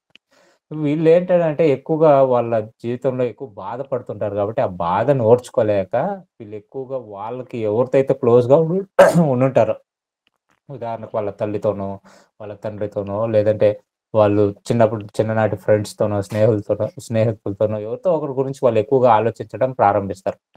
సో వీళ్ళకి ఏంటనంటే ఎక్కువగా నిద్ర పట్టదు.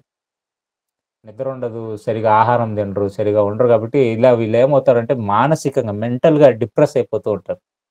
ఎప్పుడైతే డిప్రెస్ అవుతూ ఉంటారో వీళ్ళ మెదడులో కొన్ని కెమికల్ రియాక్షన్స్ జరగడానికి ప్రారంభమవుతుంది. మన మెదడులో కూడా మనం సరిగా నిద్రపోలేదంటే మన తల సరిగా పనిచేయదు. మీరు ఒకవేళ ఎప్పుడైనా ఈ ప్రయోగం చేయండి. ఒక 2, 3 రోజులు నిద్రపోకుండా, కంప్లీట్‌గా నిద్రపోకుండా అలాగే ఉండండి. అప్పుడు మీకు ఎవరో మీతో ఏమో మాట్లాడుతున్నట్టు, మీ దగ్గరికి ఎవరో వచ్చి ఏదో చెబుతున్నట్లు ఇలాంటి ఫీలింగ్స్ మీకు ఎక్కువగా వస్తుంటాయి. లేదా ఏమో ఊహించుకుంటున్నట్లుగా ఎవరో వచ్చి మీ దగ్గరికి వచ్చి మీతో ఏదో మాట్లాడే ప్రయత్నం చేస్తున్నట్లుగా మీకు ఈ తలంపులన్నీ కూడా వస్తూ ఉంటాయి. సో ఇలా వీళ్ళు కాలక్రమేణా కొన్ని రోజుల వరకు, కొన్ని నెలల వరకు సరిగా నిద్రపోకుండా, ఆహారం తీసుకోకుండా ఉండడం వల్ల వీళ్ళకి మెంటల్ డిప్రెషన్ ఎక్కువ అవ్వడం వలన వాళ్ళు ఎవరితో అయితే చాలా క్లోజ్‌గా ఉంటారో వాళ్ళని జ్ఞాపకం చేసుకోవడానికి ప్రారంభిస్తారు. వాళ్ళతో కలిసి తిరిగినటువంటి లేదా వాళ్ళతో మాట్లాడినటువంటి మాటలు ఇవన్నీ కూడా ఏం చేస్తారంటే వాళ్ళు నెమరు వేసుకుంటూ ఉంటారు. అలా వీళ్ళు ఏమైపోతారంటే వీళ్ళు వాళ్ళలాగా మారిపోవడానికి ప్రారంభిస్తారు. అంటే అలా మాట్లాడడానికి, వారిలాగా చేయడానికి ప్రారంభిస్తుంటారు. అంటే ఆ మెదడులో ఉన్నటువంటి ఆ మార్పులు. సో అప్పుడేం చేస్తారంటే వాళ్ళ మైండ్‌లో ఈ వ్యక్తి నాలో ఉన్నట్లుగా వాళ్ళకి ఫీలింగ్స్ అనేది ప్రారంభమవుతుంది. దీన్నే మల్టిపుల్ స్ప్లిట్ పర్సనాలిటీ అంటారు. కొద్దిగా మానసిక రోగాల గురించి కొద్దిగా ఐడియా ఉంటే మీకు అర్థమవుతుంది. లేదంటే ఇది నేను చెప్పేది మీకు అర్థం కాదు.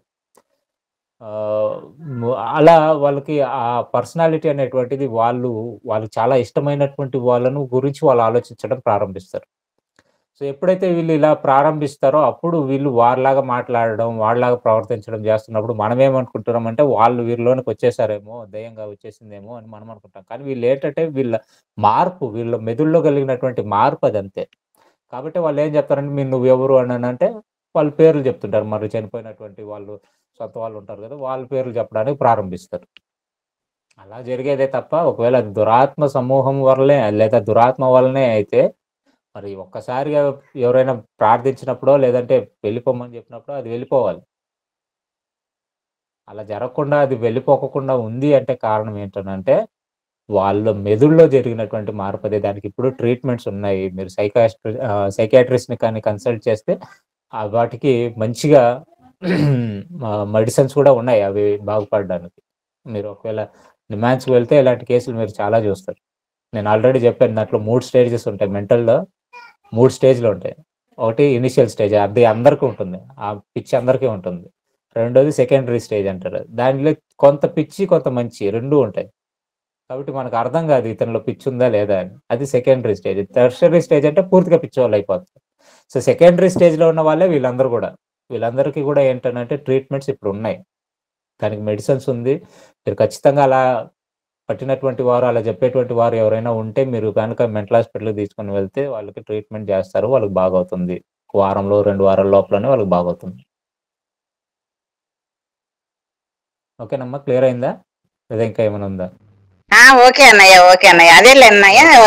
వాళ్ళు ఎక్కువ ఏదైనా చెప్తే నువ్వు ఎక్కడ పట్టినావు అని వీళ్ళు అడగడము, ఫలానా నుంచి అక్కడ ఆ దారిలో నడుచుకుంటా వస్తా ఉంటే నేను ఆమెకు వచ్చిన అనడము. అవునవునమ్మా. ఇలాంటి అది వాళ్ళు ఎక్కువగా అలా ఆలోచించడం వల్ల వాళ్ళ మెదడులో కొన్ని మార్పులు కలిగి వాళ్ళకి అలా జరుగుతుందమ్మా అంతే. ఆ కుటుంబ సభ్యుల పేర్లు చెప్పడము అవన్నీ వీళ్ళు ఏమని చేస్తారంటే అన్నయ్య మనం అంటే వాక్యం తెలిసిన వాళ్ళం కాబట్టి వీళ్ళు ఏం చేస్తారంటే అది నమ్ముతారు అన్నయ్య. నిజమే కదా, అవునా పలానా దారిలో పలానప్పుడు వస్తా ఉన్నింది ఆమె, అప్పటి నుంచి బాగలేదు అనడము ఇంకా క్లియర్ గా అవునమ్మా. ఖచ్చితంగా అది నిజమే. అది వాస్తవమే. అదే అందుకనే నేను మీకు ఫస్ట్‌లోనే ఒక వీడియో వేసి చూపించాను. పాస్టర్ గారు మాట్లాడింది. వాళ్ళే అలా నమ్ముతున్నప్పుడు వాక్యంలో ఏముందో వాళ్ళకి అవసరం లేదట. నమ్మితే నమ్మని, నమ్మకపోతే పోనివ్వండి నేను చూశాను అంటున్నాడు. మరి వాక్యం చదివావు కదా! వాక్యం ఏం చెప్తుంది అవసరం లేదా? వాక్యంలో స్పష్టంగా చెప్తున్నాడు కదా! చనిపోయిన వాళ్ళు దెయ్యంగా రారని. మరి అది నమ్మకోకుండా నీ కంటికి కనిపించింది నేను నమ్మేస్తానంటే ఎలా చెప్పండి? అలానే ఇప్పుడు అది సమాజం అంతా కూడా అలానే నమ్ముతుంది యాక్చువల్‌గా చెప్పాలంటే. అసలు యేసు ప్రభుల వారు దానిని మాట్లాడించలేదు. వీళ్ళు ఏం చేస్తారంటే నువ్వు ఎక్కడ పట్టినావు, నువ్వే ఊరు, నీ పేరేంటి, ఇంకా ఇవన్నీ అడుగుతాంటారు. వాళ్ళు చెప్తా అంటే వీళ్ళు నమ్మిపోతాంటారు బాగా. అదేనమ్మా లూకాసువార్త 13వ అధ్యాయంలో నేను చెప్పింది అదే. ఒక్క మాట చెప్పగానే అది విడిచి వెళ్ళిపోయిందంటే నువ్వెవరు, ఎక్కడి నుంచి వచ్చావు, ఏంటి ఏమి అడగలేదు. పుట్టు పూర్వోత్తరాలు ఏమి అడగలేదు. అవి కూడా ఏవి కూడా చనిపోయినటువంటి వాళ్ళ పేర్లు చెప్పలేదు. మీరు బైబిల్ అంతా చదవండి.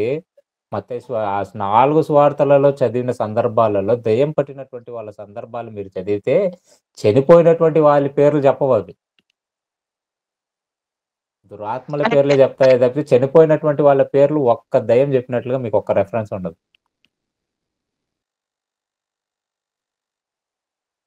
ఓకే అన్నయ్య, థ్యాంక్ యూ అన్నయ్య. ఓకే అమ్మా. ఓకే అన్న. ఇంకేమన్నా అన్న నెక్స్ట్ క్వశ్చన్ వచ్చిందన్న, అది కూడా సేమ్ సంబంధించింది. అంటే మీరు అనుకోకుండా నా ఆన్సర్ చేసినారు. అదేంటంటే మరి ఇంత తెలిసి మరి పాస్టర్స్ కి ఎందుకు ఇలా బోధిస్తున్నారు కనీసం వాళ్ళు ఆలోచించాలి కదా. బైబిల్ తెలిసిన వాళ్ళు అసలు ఇవన్నీ సత్యం కాదు కదా.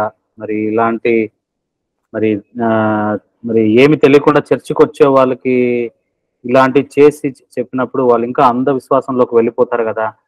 ఇలా చేయడం ఎంతవరకు న్యాయం అనేది వచ్చిన ప్రశ్న అన్న. అది ఖచ్చితంగా అన్న. ఇప్పుడు ఏంటనంటే మొదటిది వీళ్ళకి వాక్యం మీద పరిశోధన ఉండదు.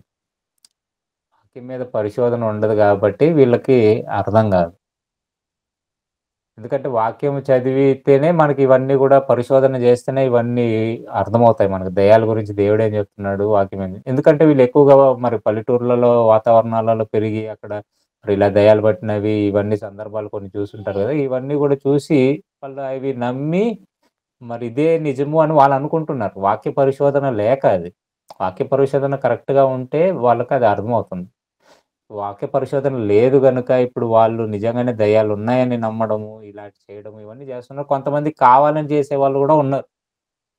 జనాలు ఎక్కువ ట్రైనింగ్ ఇచ్చి రావాలని. మరి జనాలు ఎక్కువగా వాళ్ళ సంఘాలకు రావాలని మరి ట్రైనింగ్ ఇచ్చి చేయించే వాళ్ళు కూడా ఉన్నారు. మరి అది నేను నెక్స్ట్ వీక్ అది నేను మీకు రివీల్ చేస్తాను.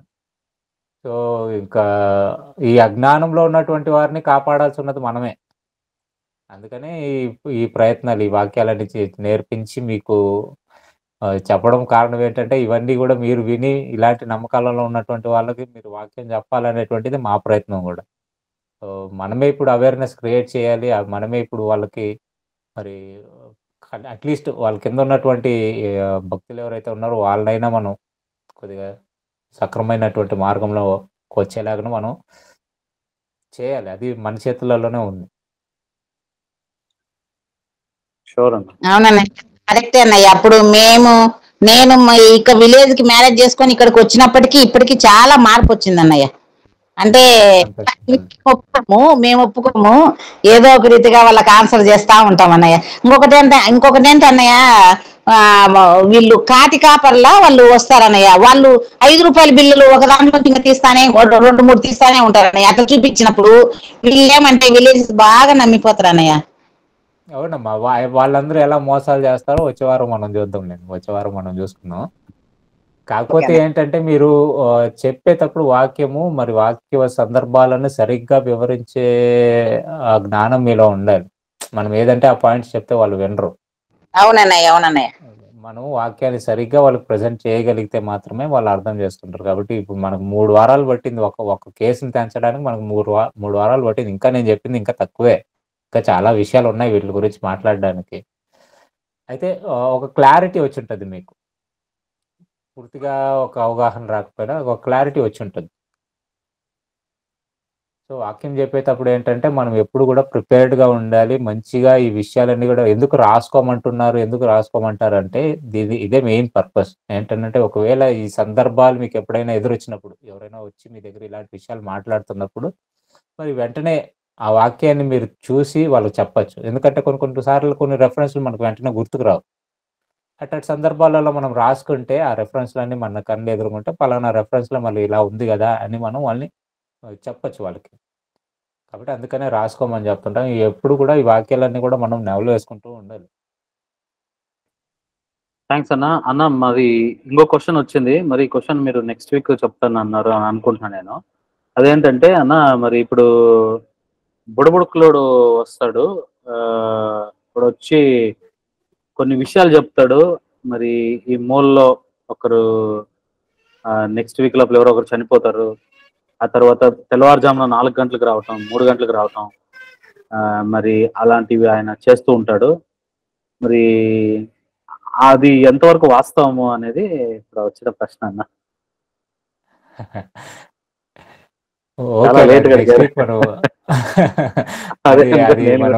నెక్స్ట్ వీక్ తీసుకుందాం ఆ క్వశ్చన్ ని. నెక్స్ట్ వీక్ మనం ఇది చేసుకుందాం. ఎందుకనంటే వాళ్ళు చేసే మోసాలు ఏంటో మీకు అర్థమైతేనే అది క్లారిఫై అవుతుంది. ఇప్పుడు నేను అదంతా చెప్పాలంటే మరలా నేను మీకు 1 గంట లేసం చెప్పాలి. కాబట్టి అది నెక్స్ట్ వీక్ తీసుకుందాం.